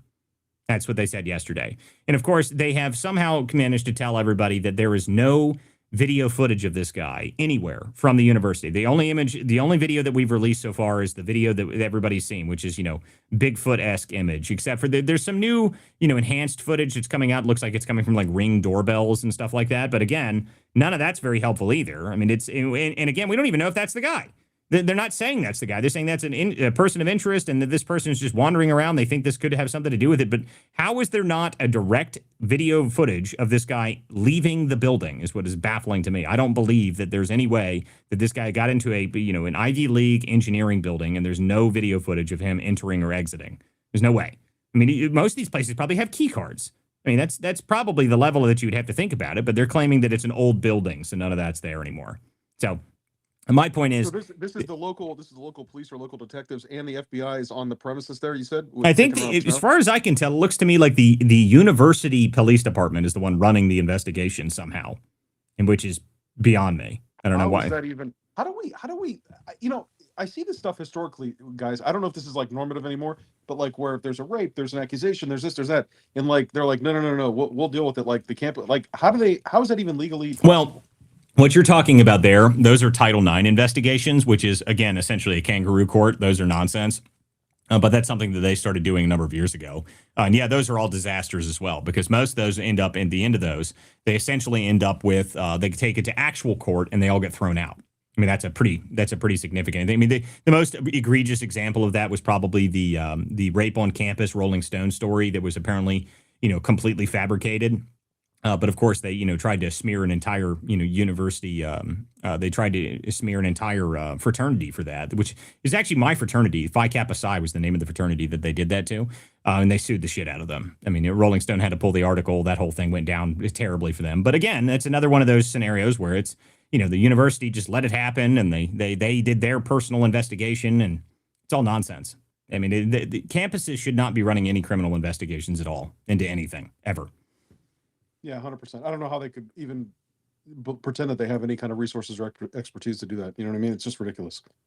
And Plus, just they're real quick, I just want to go out on a limb here. If you guys have watched this FBI video of these guys sweeping the snow looking for something, if we do have the capability to like wipe stuff from the internet, I think that the FBI should wipe this video from the internet. It's too late now. Embarrassing. It's too late now because I just played that live on that's on the video. It's on the video version of the show. I just played that. So what are they doing? I don't know, dude. This is what I'm talking about. This is it is the most egregious form of incompetence that I've ever seen in my life. It is biblical stuff, dude. Biblical stuff. It really is. Okay, I'm here. Rose, you have your hand up. How are you? I haven't talked to you in forever. Hi, Walter. Merry Christmas to everyone. Merry Christmas. Hi, Chris. Hey, Rose. Yeah, boy, I tell you, this. I just want to share this. I watched a video today. I didn't save it, I don't think, of a retired police officer from Providence who said, point blank, that Brown runs Providence. So it doesn't matter what happens in the city of Providence, Brown runs it. So there's your answer on, the super duper police detective work that they have presented thus so far. It's been just stellar. And making big announcements of new, better footage, and it's worse than the first one we got. That's what is amazing to me. It's like, here comes the new footage, and you look at it, you're like, what the hell is that? Like, I mean, it's worse. It's somehow worse. That's what I said. My immediate comment was when they released new footage, and this is the one that was like the across the street view. I was like, this is somehow worse than the first footage, and the first one was completely useless. Like, suspect has been released. We have a new detail on the suspect. He has legs. Congratulations. I mean, that really is like how bad this is. It's unbelievable, really. I've never seen anything like it. Yeah, no one else has either. It is just watching the. It's beyond it's criminal. I mean, how these press conferences are. You have the police chief who can't speak English, who then breaks into spontaneous Spanish. Okay, that works really well on a national level case, whose nephew was busted in the largest criminal drug ring bust in Rhode Island history. Are you aware of that? No, I was not aware of that. But I mean, again, everything about this is just it's everywhere. I mean, no one has any clue what's happening, which is the problem with it. I mean, the fact that we don't have a suspect 3 days later. How is that possible? How? I mean, no one has ever seen anything like this, which is why everyone's like, what are you guys doing over there? My They're God. not doing anything. I mean, they didn't even go door to door to get the ring stuff. And they didn't even get really the video that they super duper video footage. That's what I call it. It's like until literally today. It's like, well, Walter had a good point. It does look like this guy is a walker. Like, it might be public transportation they might be looking for. They might be focusing on trying to find a vehicle this guy left with. I mean, this guy might have literally taken a bus or something. Well, I think what they're looking for is the satchel. Well, guys, the point is the fact that they don't have anything is the problem, okay? Looking for the satchel, looking for what it is. But the problem is they don't have anything at all, okay? They don't have a name. They don't have a face shot. They don't have him entering or exiting the building. For some reason, we don't even have witness statements. Like, we've got, one witness statement. How is, what are you doing? What are you doing? It is baffling. I mean, this is the most incompetent investigation I've ever seen, and I don't know what do you do to elevate this? I mean, there's a couple people saying, well, apparently Brown University runs the town. Like, who cares at this point? There's got to be something more that's going on here. I mean, they're not answering any questions, and if they're intentionally covering it up for optics, if that's really what they're doing, then that is a even bigger disaster. Like, I mean, that just means that they're completely incompetent.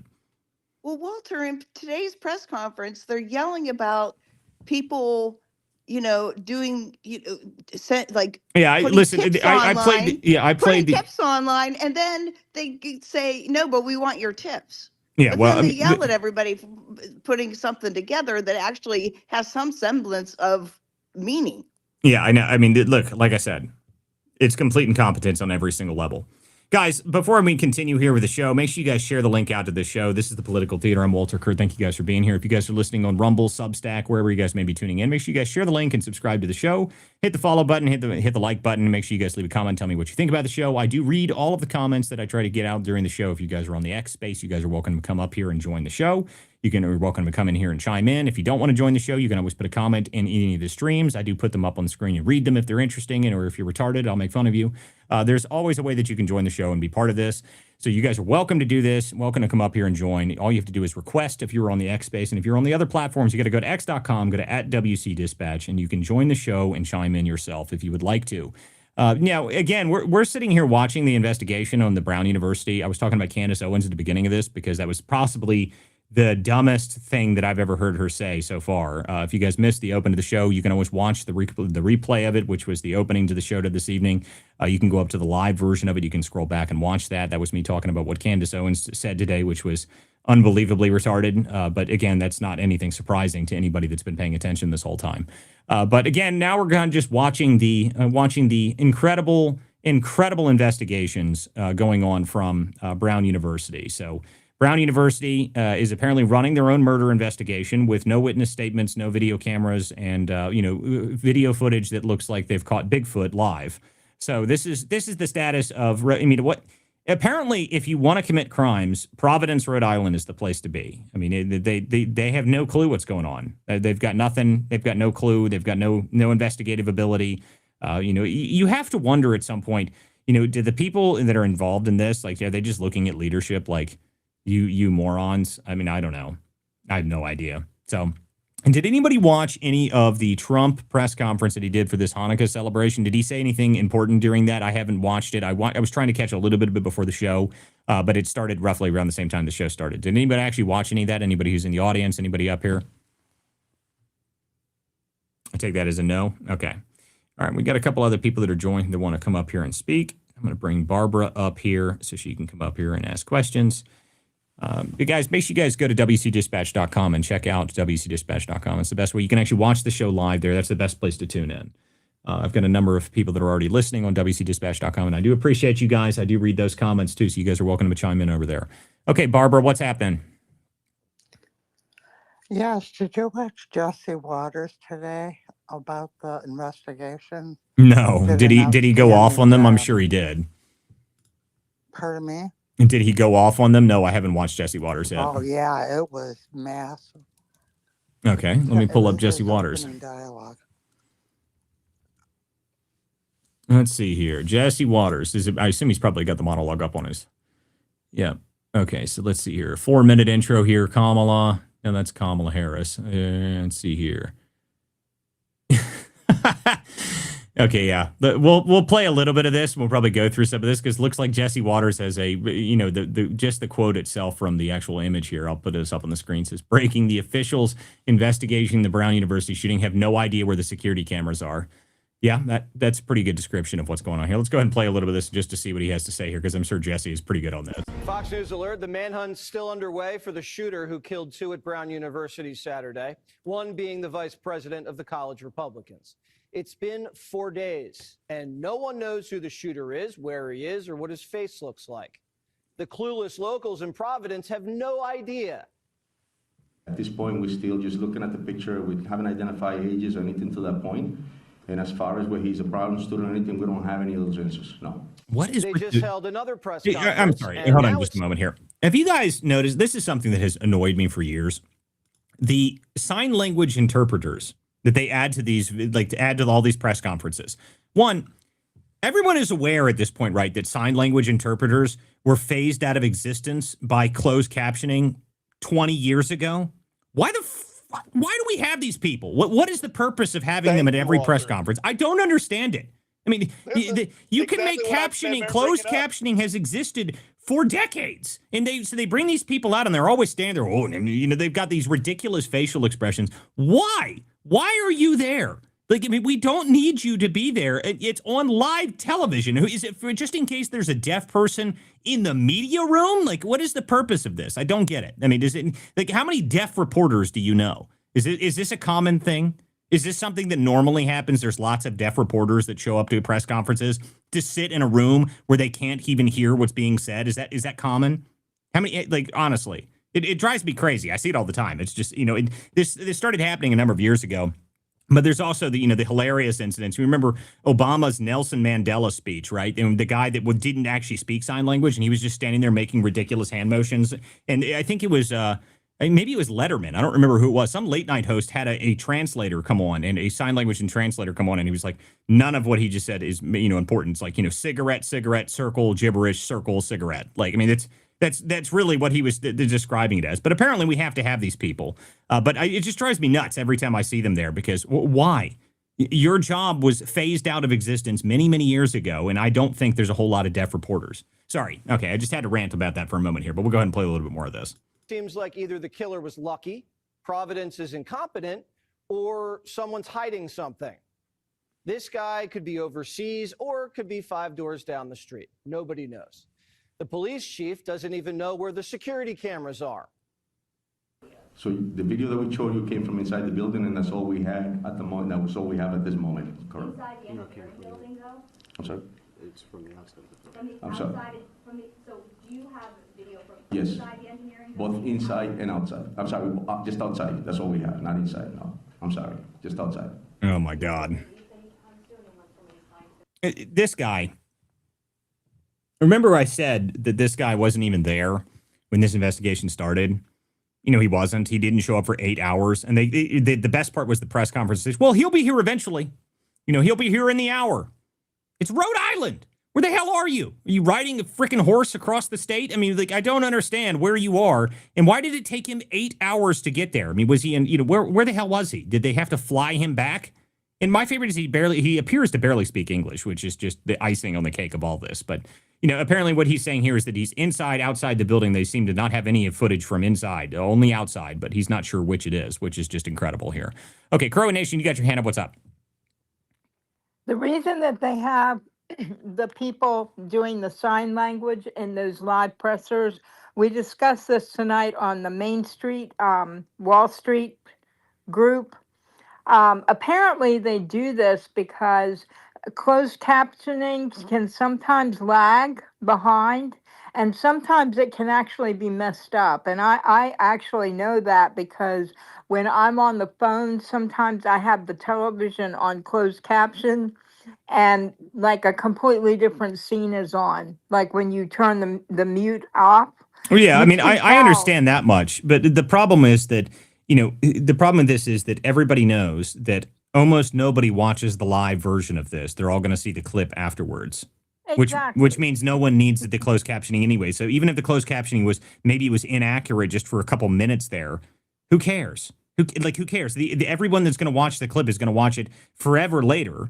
And they just can put them up on the screen with perfect AI. You can put captions on anything in like 8 seconds today. I mean, it takes almost no effort whatsoever to be able to do that. You don't have to really do anything at all. In fact, you can add it without AI. I mean, it's just stupid to me. I've never understood it. And all of them happen to have these ridiculous facial expressions the entire time they do it, which is why it drives me nuts. I mean, like, what is wrong with these people? Why do they have them? They should all been fired years ago. Okay, anyway, I'm going to play a little bit more of this here. Be careful, Walter. People got all in an uproar. Oh, I don't give a damn. Sorry, no, don't care. Every single person that's a sign language translator for live television should have been fired 20 years ago, and they're all useless and idiots. Okay, let's keep going here. That was released already. That was the outside of the building. We released that. Yeah, let me just jump here and clarify. This chief's in over his head. He can't communicate well, or He also doesn't know can't what's see over going the on. podium. That's Either another way, problem. he shouldn't be running point at the press conference. There are over 800 cameras on Brown's campus, and all we see is a light-skinned fat guy with a mask. The Attorney General says the shooter's like Houdini. He's saying Brown put cameras on the front door, not the back door. And the shooter went in through the back door. Got it? And get this. There's a map on the internet of where all the cameras are on campus. So anyone can go online and see where the cameras are and know how to get in and out unseen. Or the shooter knew where the blind spots were because he's a student. Or the killer cut every break he could. And some of the cameras could have been broken. No one has any idea. Why isn't there more video or metadata? And were those cameras all operational? Yeah, I can't speak to what was operational or wasn't. You need to swipe your ID to enter buildings on campus. Did the shooter follow someone in, or did he swipe an ID? Brown would have that information if there was a swipe or not, but they won't talk about it. The FBI released 6 minutes of new video today, moments before the shooting. This guy's in all black and a face mask casing the area, but they won't tell us what he was looking for. If he's casing that area, Colonel, like you said, he had an intended target, which speaks to the motive. Did he have a target to kill one of the two people that were killed? We're still investigating it, Dan, and it's something that we're trying to get the answers as well. One criminal profiler told Fox that the killer was familiar with the area, enraged, and was very comfortable with a semi-automatic, and that the college was a soft target. Was the school the target? Was the building a target? Or was it a specific individual? They won't even tell us what he yelled before he opened fire. Have detectives been able to interview, and have they elaborated on anything that this man said? Allegedly, he yelled something in the classroom before opening fire. We have re-interviewed several people, and so I just want to tell you that's part of the investigation right now. 4 days later, how do you not know what the guy yelled, or if he yelled anything? Well, I mean, this is going through the same stuff we've been talking about. But yeah, I mean, this is all the kind of the point here. They have no idea. No one has any idea. And apparently, that's amazing that what I didn't know that I just learned that there's apparently images on the actual internet of where all of the cameras are so that you could learn how to avoid them. That's nice. That's the link I sent you. Oh, is that the one you sent me? yeah, the first one. Yeah. Incredible. So you can actually pull it up on it comes on like a Google Maps like satellite image, street level image or whatever, and it'll show you the different types of cameras and also where they're located. So like they're color coded. So basically this type of camera maybe is more powerful than this type of camera. But you know what that reminds me of actually, Walter, when he said that, it made me think about, remember the Sunrise investigation? Yeah. And how it was a group of leftist NGOs that were all on this, they were all on a Zoom call together, because that's how brazen they were. And they're talking about how, we got to know where all the cameras are. We got to know the patterns of the law enforcement. Like if we shut down this area, are they going to go this way? How do we avoid cameras? All those different things. So these leftist NGOs absolutely use that tactic to avoid or to delay being, the law enforcement showing up, or to avoid being caught, right? So that is an excellent point that he made there. Yeah, there's somebody that's saying here that Brittany Ray in the space here, she said the Colombian police chief is like 5 feet tall, and I agree. I think that you should be barred from police service if you can't see over the podium that you're supposed to speak at. I think that needs to be mandatory. So let's make sure we get that pushed through. If you cannot see over the podium that you intend to speak behind as the police chief, you are not allowed to be in service. Let's just go with that, because at this point, these people are absurd. Yes, Walter, go ahead. you mentioned earlier the gait analysis stuff. I understand that everybody thinks that they can do this and that they can just run it into an AI program, and it's really not that easy to do a gait analysis as people think it is. You have to know the camera type, you have to know what its power source is, you have to know the exact model, the make, the year. Like there's so many like variables to do a gait analysis, but now they're saying that this guy, the one that you mentioned earlier, someone did a gait analysis and it was like 98% or whatever. I want people to understand this. Any normal bipedal human being that's walking down the road gets a 60+% match for just being a human, right? Like that's how these gait analytics Well, I mean, but actually work. that's what my comment was earlier when I saw that. I was like, look, I don't have any idea who made that image. And I also don't know if that is even a real image. Someone could have just made something that looked cool and put it on the internet. Like, I mean, that's the problem with something like that. You know, if it was some, well-known, actual, organization that did this, that'd have been one thing. But as far as I can tell, I mean, I have no idea who made that. I don't know who made that image. I don't know what that analysis is. They've got wavelengths at the bottom showing stride length and all sorts of other shit. I'm like, this isn't helpful for me. I mean, I don't know who made that. I don't know what the organization was. It's not. And they're trying to compare it. They're trying to compare it to like how the military does it to identify people. And I just want to explain, like the cameras that they're using and the ways that they're using multiple sources. First of all, like, so if you have one camera watching somebody walk somewhere, if you don't have a second one, you technically can't do a gait analysis. It's not possible because you don't have the spatial awareness of what's actually going on in the vicinity. So in order to get to the 90s, you have to have like thermal, you have to have something to get up into the 90s. This is not like easy science for people to do. I think that this is like a bad path to go down where people are just feeding AI with stuff and then AI comes out and says, yeah, this is a match. That's kind of what that is kind of what it looked like to me, that it's possible that they just did, hey, AI, make a gait analysis of these two people walking in these videos and tell me what you think about it. Like honestly, I'm not even surprised. By the way, I've got something hilarious here. Apparently, Brown University has blocked End Wokeness, which is hysterical. I mean, wow. These people are so fragile. They have, so that I think it was the FBI, someone posted earlier, they have confirmed that it was a 9mm that was used in the attack. And so they're doing some other matches with this guy that people are saying did it. I hope it's not the wrong person, and that's why I'm really. But the problem is that we don't even have a suspect. Okay, like that's the biggest problem with all of this. I mean, internet investigations from people that are sleuths on the internet. That is not the same thing as it being able to ID a suspect. And the only way that you can do any of the internet investigation is based on the information that is released by the authorities. That's the only way you can do it. So you'd be able to run stuff down. But the problem is they're not even giving us a name. They're giving us nothing. I mean, it's incredible. Yeah. It's incredible stuff. Yeah. So what I'm saying with the person that they're accusing of all over X right now, this person, right? Like they may have enough information and enough speculation to maybe like find the guy and ask him some questions. But, but this is the same thing that we did with the Ben Erickson guy that they released, right? So they said, oh, Ben Erickson, this guy's, he's been named. And then people did, it's not just like internet sleuths, okay? It's like, the Wall Street Journal reporters were calling these people trying to figure out who they are because this is obviously a national interest story.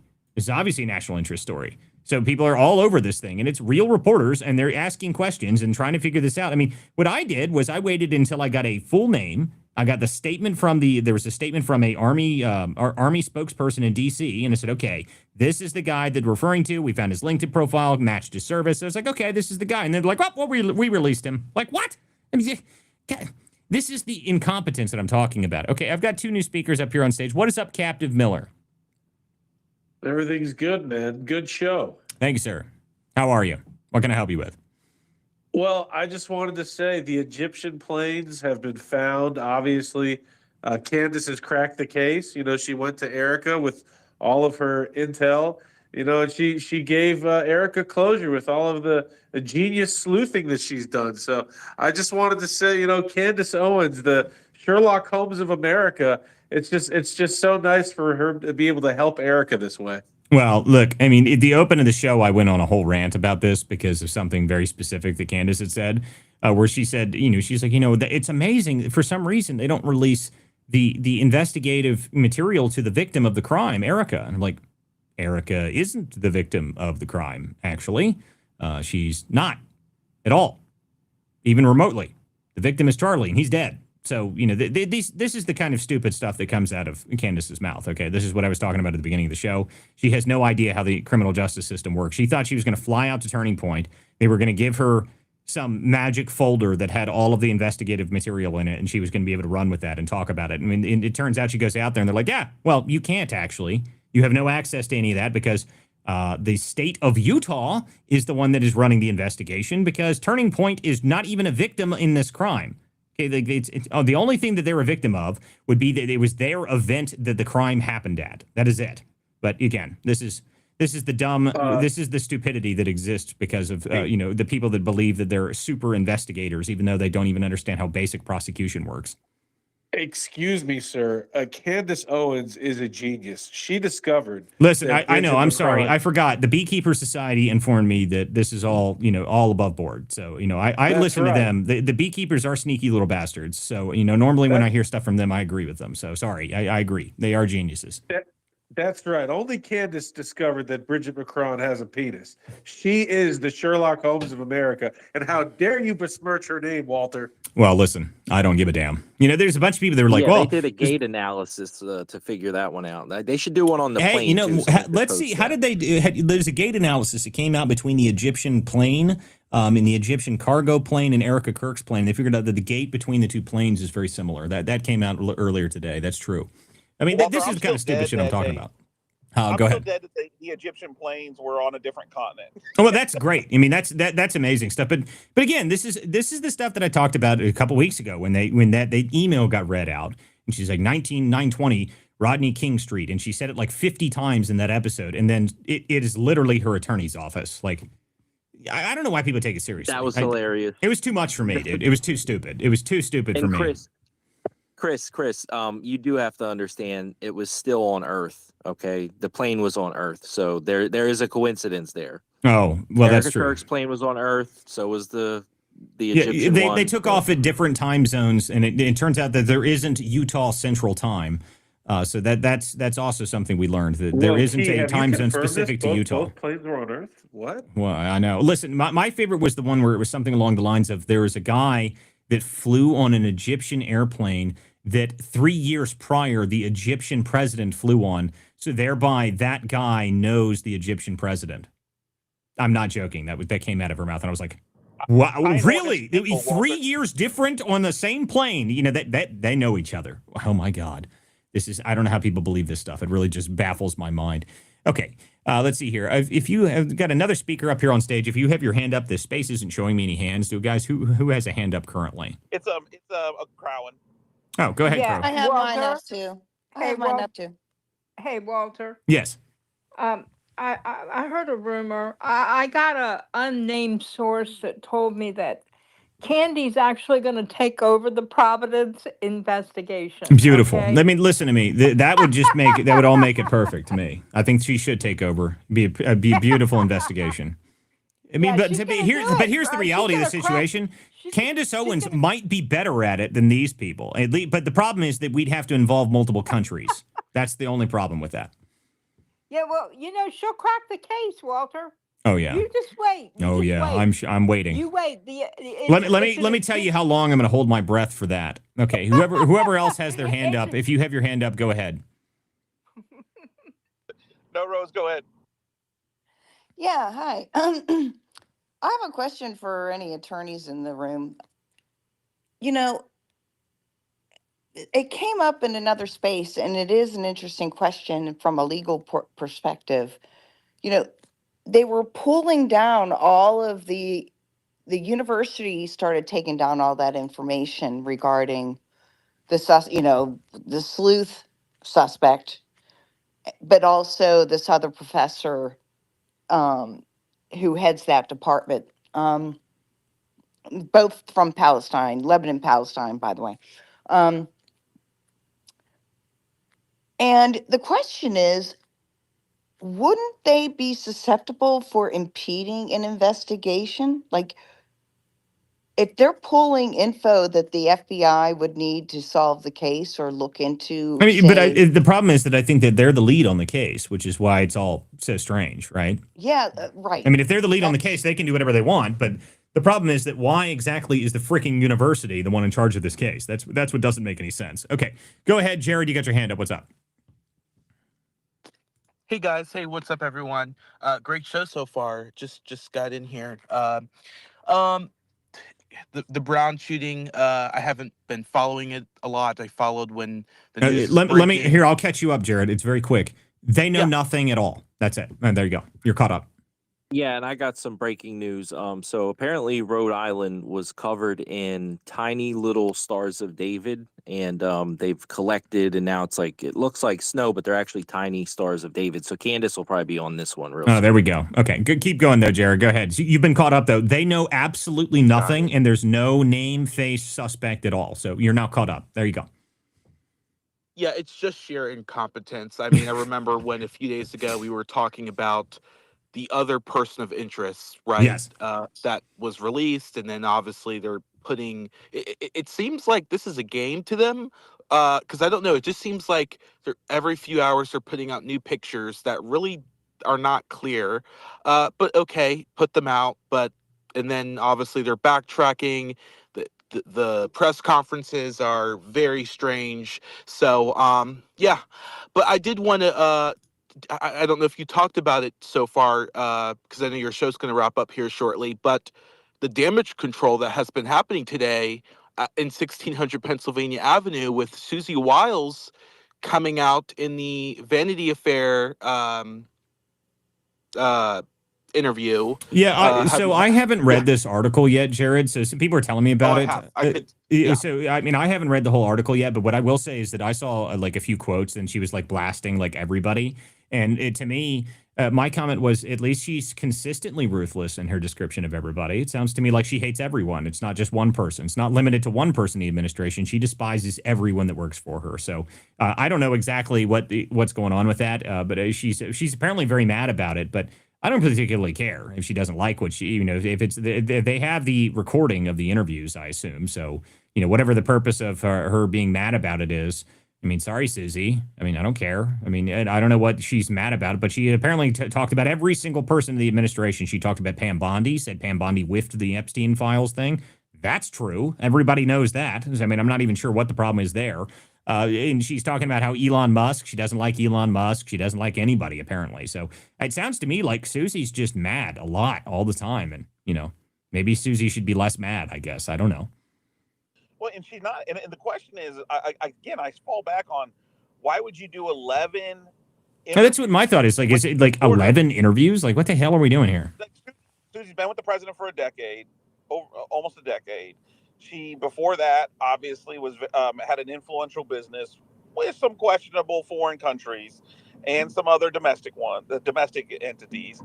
And so she's not a dumb person. She clearly is very savvy. No, I mean she's been in top game in politics for a long time. Didn't she work for the Bushes too? Like, wasn't she? Yeah. Like, yeah, that's what I thought. I mean, she was directly related to working with the Bushes. She's worked with DeSantis. She's worked with everybody in like top Republican politics for a long time. It just I think the strange thing about it to me is everyone's oh my goodness, she said bad things, but she didn't just say bad things about like like a very specific person. She said bad things about everybody, which is why I'm like, I mean, maybe this is just her personality. So I read the article. It's crazy because in an irrelevant conversation, it came up in a business meeting today, which was crazy. So here are some of the things. Obviously, she called her boss Donald Trump. She said that he had an alcoholic personality. Obviously, Pam Bondi whiffed on Epstein. I think we can all agree on that. She called the vice president, who is trying to springboard to 2028, a conspiracy theorist. Russ Vought, a right-wing zealot. Elon Musk, she called him a ketamine user. Which is again, this is so. Listen to me. And by the way, that's not accurate. By the way, the fact that the idea that Elon Musk is on ketamine is the most ludicrous and stupid thing that has ever existed. And by the way, he also released multiple drug tests showing that he's not. But anybody who thinks that Elon Musk is somehow on lots of drugs while running, the most successful companies in the world is just stupid. Sorry. But anyway, that's besides the point, okay? My point about it is, from what I understand, is that Susie Wiles blasted everybody. And, I think that speaks more to her own personality than it does to the actual validity of the statements. And those are basically direct quotes coming from like a short headline of the New York Times and other outlets that are reporting on the Vanity Fair deal. And here's the thing. Elon, derangement syndrome is very real. They loved him forever until he, joined with Team Trump at the end of the election. Then they quickly went to, torching his cars and bringing back the Molotov cocktail. Like, what is that about? And so, I mean, here the reality is I go back to, I don't understand why she would give those interviews. I don't understand what she viewed as a strategy for doing that. I haven't read the article, so I'm going to. Is the article available in the New York Times? Yeah, so the article, that's why I was laughing, because they have a paywall, right? And so, but this article is allowed in front of the paywall so that people can. Well, but that's what I'm saying. So where is it at on the New York Times? What's the name of the article? It's not in the New York Times, but you can look it up, and there are some ways. The New York Times had an article covering the Vanity Fair. Yeah, but article. It's not written right. But it's a summarized. They do put some quotes in there, but there are some. I think if you're on like desktop or MacBook, there are some ways that you can get around the paywall. But if I could just finish my thoughts on this, because I think this is I don't think Walter to somehow downgrade and say this is not big news, right? She is literally the top executive, right? She's the big boss, with the exception of Donald Trump, right? No one can get near Donald Trump without Susie Wild's permission, right? So the fact that we are almost in midterm election strategy, midterm election season, she would do 11 interviews is not by accident, right? So this woman has avoided doing interviews this whole year, and then she's done some interviews, but largely Sunday shows. They cannot book her because we've always thought of her of being focused, of trying to get quote unquote wins for Donald Trump. And the fact that she would come out and basically say that this administration has failed short on a lot of things, I think it speaks volumes to the approval rating that Donald Trump has, which is at 37% in his first year. Shortly before the midterm elections. Hold on here. That's not accurate either, because What's the not RCP average is not 37. Okay. It's 37.5%. That's the average of all of the polls as of today for Donald Trump. Unless you have something differently. Yeah. Let me go look at the Real Clear Politics polling, because the last time I looked at it, it was at like 42 or something like that. But let me go look. The polls of the polls. So that's that. Let's just say under 40%, which is, I don't think anyone's gonna. You'll make it. Listen. So again, stop. Wrong. Okay. Approval rating, RCP average 43.9%. So let's not say 37%, because that's just not accurate.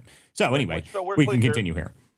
So we're clear that actually is a pretty decent score heading into a midterm. Actually, it's higher than Barack Obama was in either of his terms at the same time period. So just want to make sure not Joe Biden's though. Joe Biden had a higher approval rating.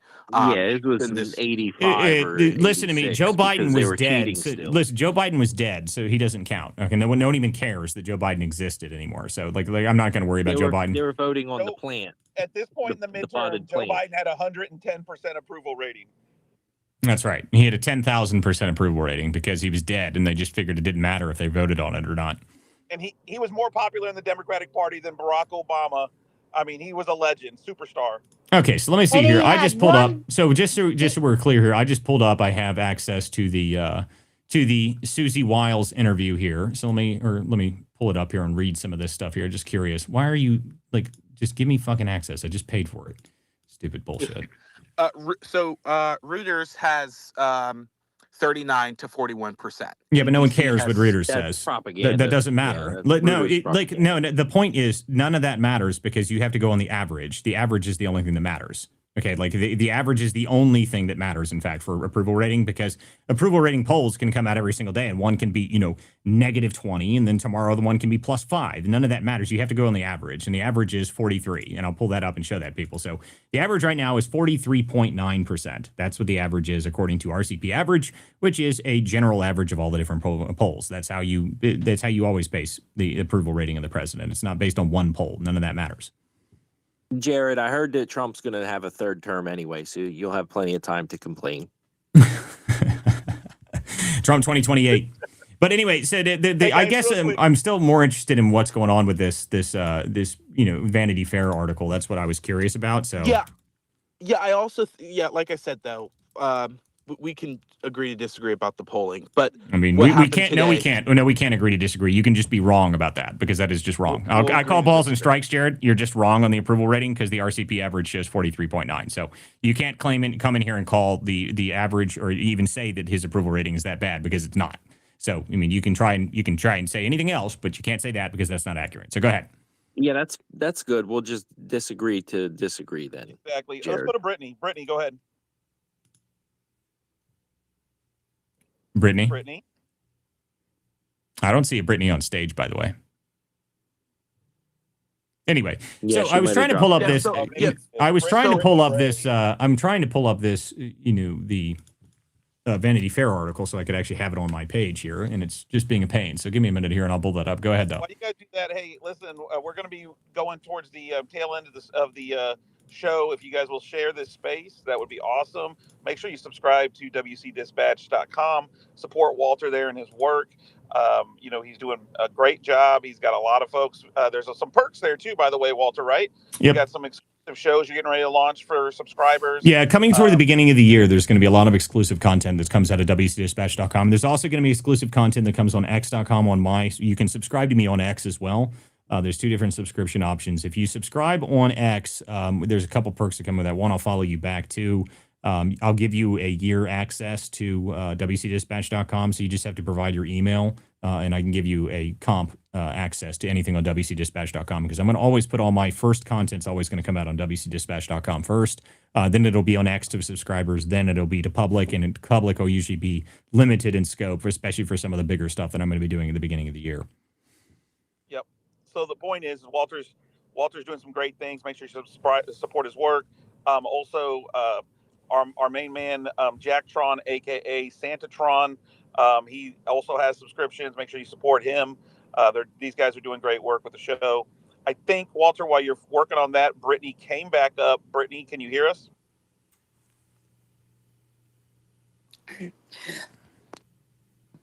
Yes, I can. As I was doing that, I was eating a chicken tender.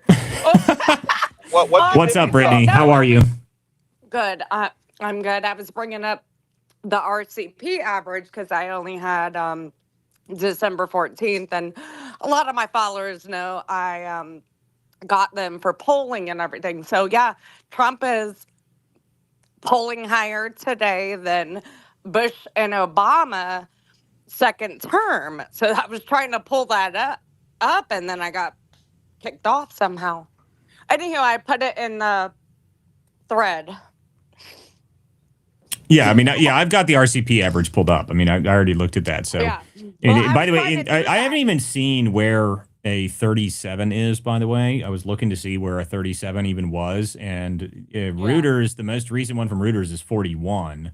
There's an AP one that was 36. That was on December 11th. But after that, it looks to me like there's a bunch of them came in that showed, there's 47, 47. I mean, again, this is why you look at an average. So Exactly. And then when I show them the aggregate, they say, oh, well, you're comparing them to Bush and Obama. I'm like, y'all thought Obama was the greatest thing ever. And then that's what they say to me. So I love this. So, by the way, that's okay. So, yeah, I mean, I agree. I always go off the average. That's the only thing I ever pay attention to. So, I just want to read this quote from Vanity Fair here. I love this. This is, people are talking about Susie Wiles here. And this is the first quote that I see here. I'm not an enabler. I'm also not a bitch, said Susie Wiles. I guess time will tell whether or not I'm effective, which is why I'm laughing about this, because it tells me, it's like, this is what I'm laughing about. To me, it's like, this apparently, it looks to me like she is, they're calling this a hit piece. This to me just exposes that Susie Wiles is like the most ruthless political operator in the White House. She's like a Trump senior. Like she's trumping him. I have no idea. I just think it's funny. You know what I mean? Yeah. So, question for you guys. Oh God, here we go. Really quick. Hold on a second. So, Walter, so my question, what my thought is on this is because she's also, I've seen her on a couple of podcasts. Like she's getting out in front, which is, not her MO. So I don't know does anybody know if she's coming out with like a book or like if there's something around the corner that's being discussed in this. I have to read the article itself, and I'm going to have to watch the podcast because I don't know. She's not one to normally get out in front and do interviews like this, and I've seen her on like a long form podcast as well. Like I can't remember the name of the podcast, but I remember what it was. It's Laura Trump. no, it was it was with Miranda Devine. I don't know. I haven't seen any podcasts with her on it specifically, but I'm just reading through some of this. To me, I mean, they're saying that this is some sort of like horrible piece, and I'm like, I haven't read anything in here that I'm like, devastated by or even remotely. So I don't know why this is. I mean, this to me, just again, what I'm saying is that it looks to me like Susie Wiles doesn't like anybody, and she is a ruthless political operator that everybody is terrified of. That's what it looks like to me. So, I mean, Well, listen, I don't think it gets more clear when you say that your boss has an alcoholic personality, No, right? actually, So, that actually, guys, that is hey, an everybody, actual thing. guys, please, can I please finish because I have been cut off like you guys, too much time to count. listen, okay? Hands need to go up in this scenario, okay? This is a show. Please put your hand up. Jared, you were about to speak. Go ahead. Yeah, it doesn't get more clear cut for me, right? When you're calling your boss and you're saying that he has an alcoholic personality. There's no way to somehow twist that and say that is positive. So my question for you guys would be, and I agree with you, Walter, I don't think, just a second, I don't think it is a hit piece, right? I do think it could very well be that Susie is just mad at the world. However, what does this mean for the Trump administration moving forward? Are they going to keep a woman as chief of staff of all of the operations inside the White House, basically, who is just saying nasty crap about their boss? So where do you see this going, Walter? Really quick, I want to stop here real quick, Walter, because this is something I got to cut off here. It's not a trick question, Chris. Jared, so. you can just be quiet for a second here. All right? Because I'm the son of a former alcoholic. So you are assuming that a personality of an alcoholic is a bad thing, a belligerent thing. But there are some alcoholics who do actually come out of their shell and are actually very social when they're an alcoholic. So I don't want you to come in here and disperse and make it out as if this is somehow a negative. I don't think that's the way it is. So guys, no one's going to talk for a second. I'm going to go in here for a second because to me, I don't care. Okay, it's not like it's the end of the world. My point is, none of this matters. Who cares? Like it's irrelevant to me. It's not some negative, horrible, terrible comment. She didn't come out here and say that Trump can't do his job and that he's stumbling over himself or something. That's not what she said. She has said he has a personality that is like an alcoholic. But she also said that Musk is also somebody that's microdosing. She also said that every single member of the administration is terrible and I hate everybody. I don't think this has anything to do with anything other than the fact that Susie Wiles is a mean old bitch, and that might be a good thing. I mean, I don't know. I mean, to me, this is all I get out of this. This is it. Susie Wiles is a mean old son of a bitch, and she is going to get things done, and you're going to listen to her, and if you don't, she's going to go out there and blast you. Monica, you came up on stage. How are you? Hey, my friend. Hey, Christopher. Hey, guys. Hey, Brittany. So, Jared, very good point. Several of them, actually. Here's what I find really interesting. No one's commenting on, from our perspective, Walter, here's the most fascinating component of this from where I'm sitting in media. The coalition that has emerged like a herpes cell that just broke out on the MAGA body of everyone in this administration, literally from the janitor on up to Jason Miller, on up to you've got Caroline out there. Everyone's defending her as if, even Harmeet, for God's sakes, whom I love dearly. But people who are otherwise, just in their own lanes, trying to do their own jobs without being torpedoed by all of the haters in this administration who are 100% out to get anything left of MAGA completely moved out of the way.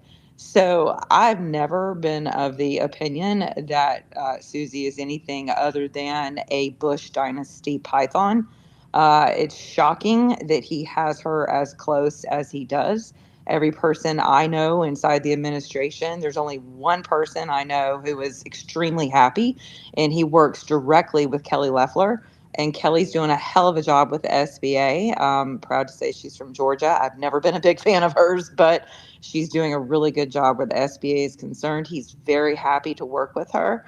But if you all knew some of the positions that have been filled by these career establishment, just filthy, swampy folks, it would disappoint you. It would scare you with the midterms coming up.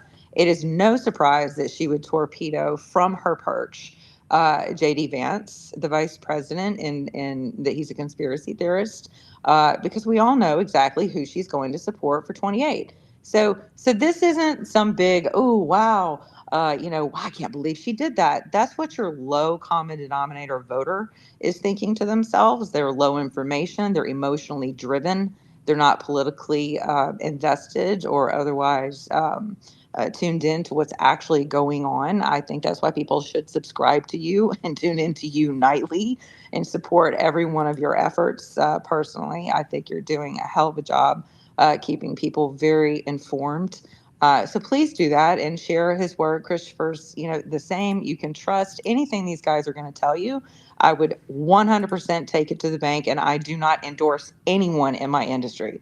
So I just wanted to give you that plug too. But also, it's smoke and mirrors. It's politics. It's bullshit. It's the swamp doing what the swamp does. But it's her also positioning Rubio for 28. And quite honestly, Rubio's done a pretty good job. I've been very impressed with him. Yeah, this Monica, I like this analysis because this is something I've been saying for a minute. Okay. We're about to see the positioning for 28 that's going to come forward, and there's going to be the Vance versus Rubio is obviously what it is. And there's a bunch of people that have said, Rubio. There was some quote that came out. He said Rubio is not going to run for president if JD Vance does. Horse shit. All right, like the Rubio is one of the most aggressive and ambitious politicians I've ever seen. And ever had anybody around him and interacted with. I highly doubt he's not going to run for president. I highly, highly doubt that. So it's possible, but I agree with this analysis because positioning, trying to get Rubio or Vance, I think that's probably true. Okay, I think that's probably true. And by the way, you're right about the concept. It's all smoke and mirrors. That's why the name of the show is The Political Theater, because guys, a lot of this stuff is theater. A lot of it is. A lot of the stuff that you see out of Washington is theater. I just wanted to say. Hold on, Brittany. Hold on a second. Brittany, go ahead, Monica. Yeah, sorry, I'll finish my thought. No problem. And Brittany, it's nice to meet you. You too. So, can you guys imagine what we would accomplish if this administration actually coalesced as fast as they did around this entire piece? I've never seen anything like it. It is literally left style coordination tactics, which I've been asking people on the right to do and to coalesce for years. And everybody's too busy, positioning for their own corner of the market and their grift, except for you, Walter. But it's shocking. And just watching it all day, I'm like, damn. Also, regarding, Brown University, which I've not kept up with at all, what I have kept up with is the fact that Bongino allegedly is set to resign within the next day or so.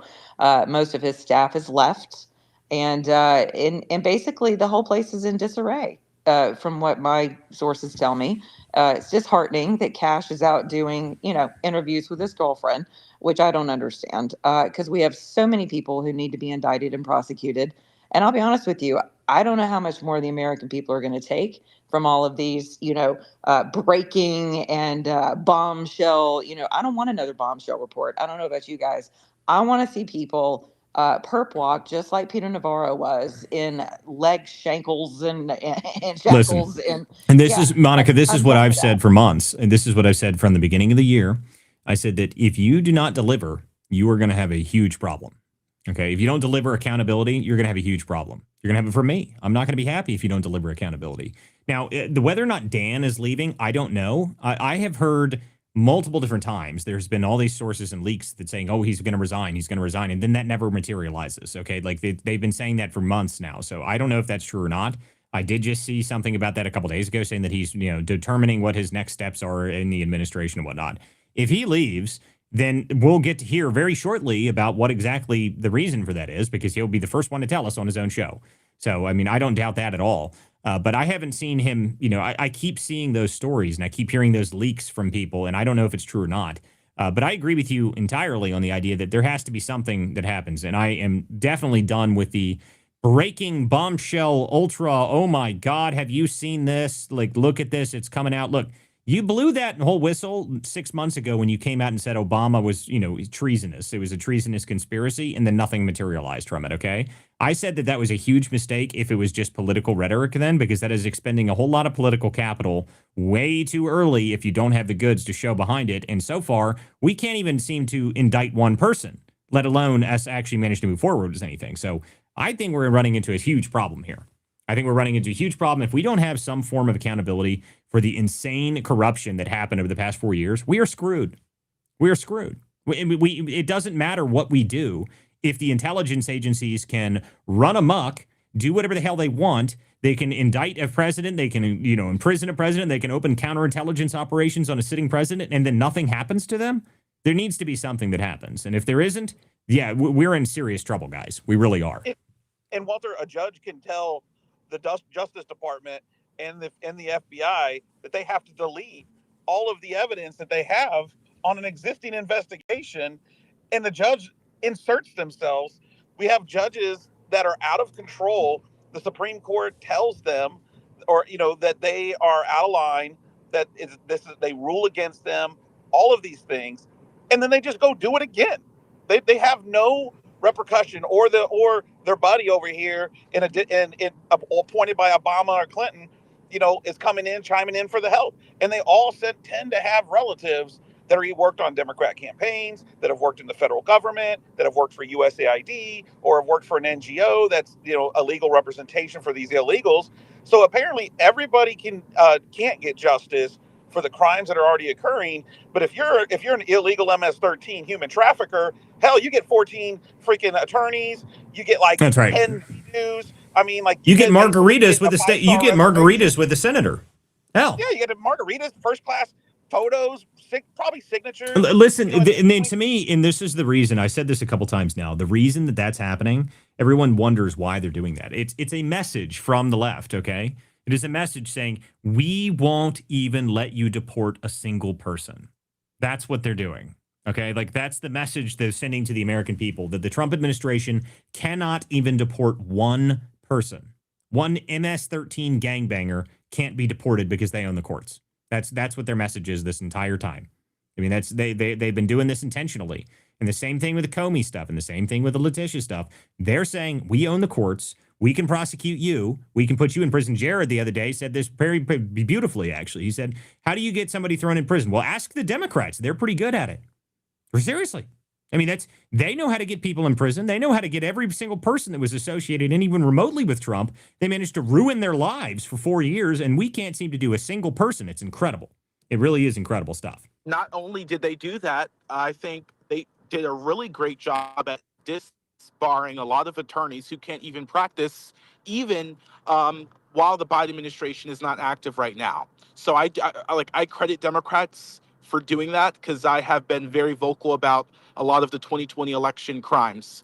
Well, listen to me. Disgusting. No, listen to me. No, you can't finish. We need to keep going here. Like I was just chiming in because you said something that was accurate, even though it's not right that it's accurate. It's just true.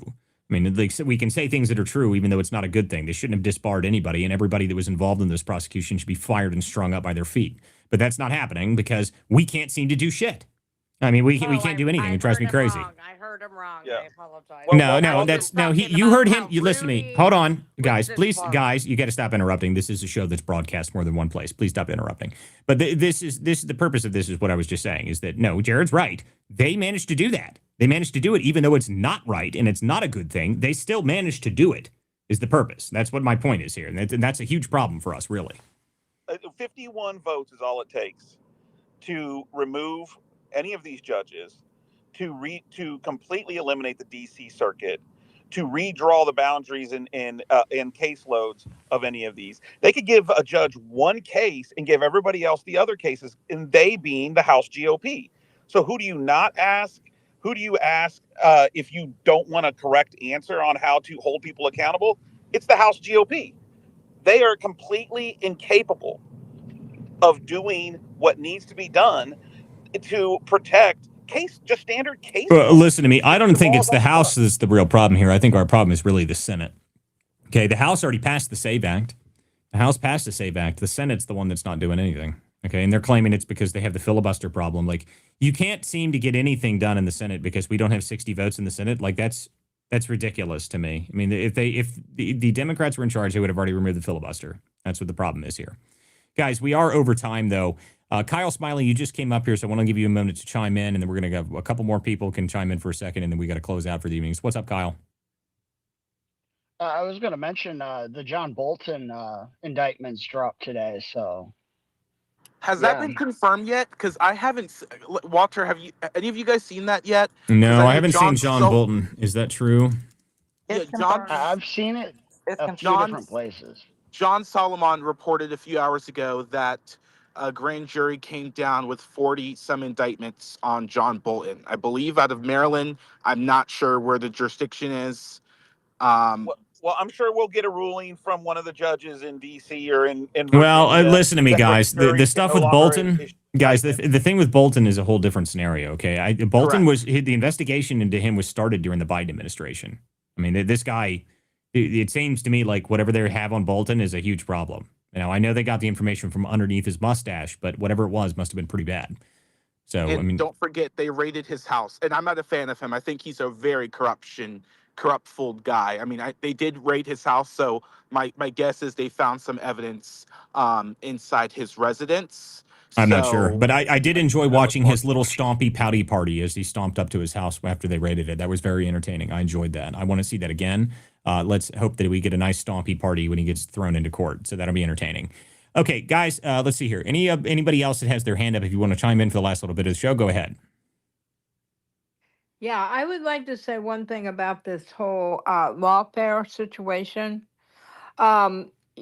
You guys all can clamor to have people be brought to justice. And I feel the exact same way, but I'm also realistic. They have papers on both Comey and on Letitia James. They have papers that they have signed, and it's indisputable evidence. And they're having trouble with these judges. And actually, Chris, they need 67. They need 2/3 of the Senate in order to actually bounce a judge off of the bench. Now, if he would do away with the filibuster, then the 51 would stand. And that's one of the reasons why Trump has Wouldn't be been 67. It would going be after this. 60, by the way. Not 67. No, it's 67. It's 2/3 of the House, of the Senate. They have to have 2/3 of the Senate in order to bounce a judge.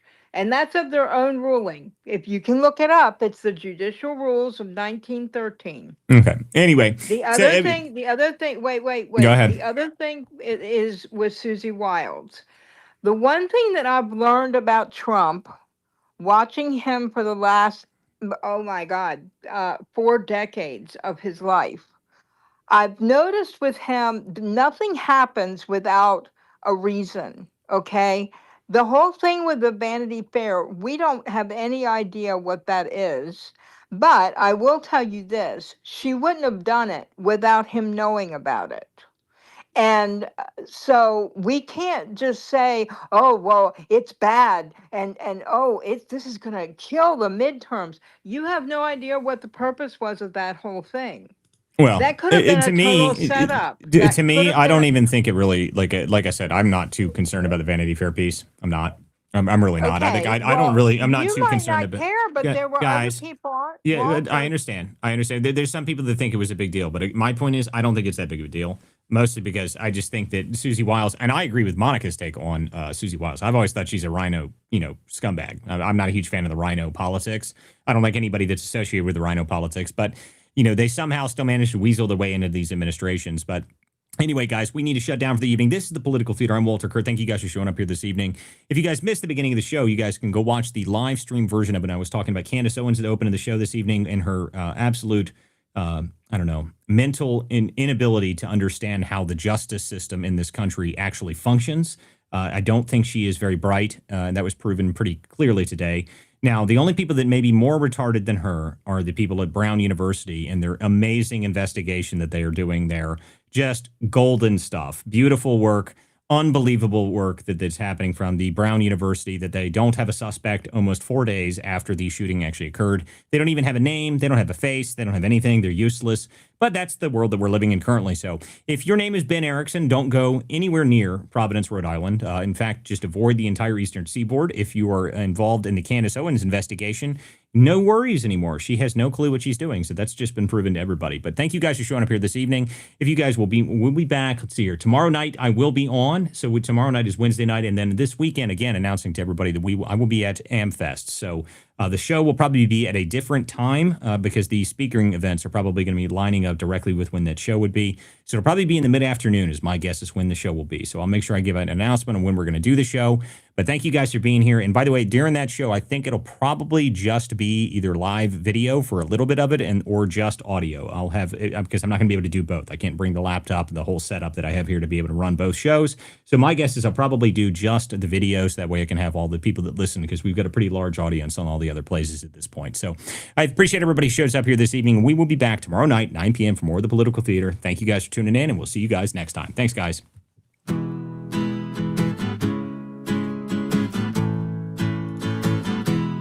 Some folks are born with a liberty spark. Their hearts beat red, white, and blue.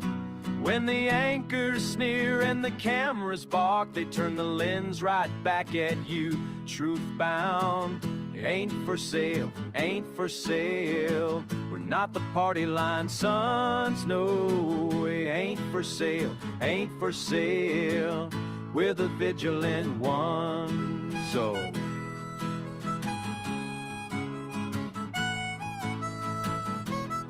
some folks inherit silk-lined halls, spend our sweat while preaching share. But when the tax man wraps his knuckles raw, their mansions suddenly look bare, impaired. Ain't for sale, ain't for sale. We're not their banker-raised hairs, no. Ain't for sale, ain't for sale. We're the vigilant ones, so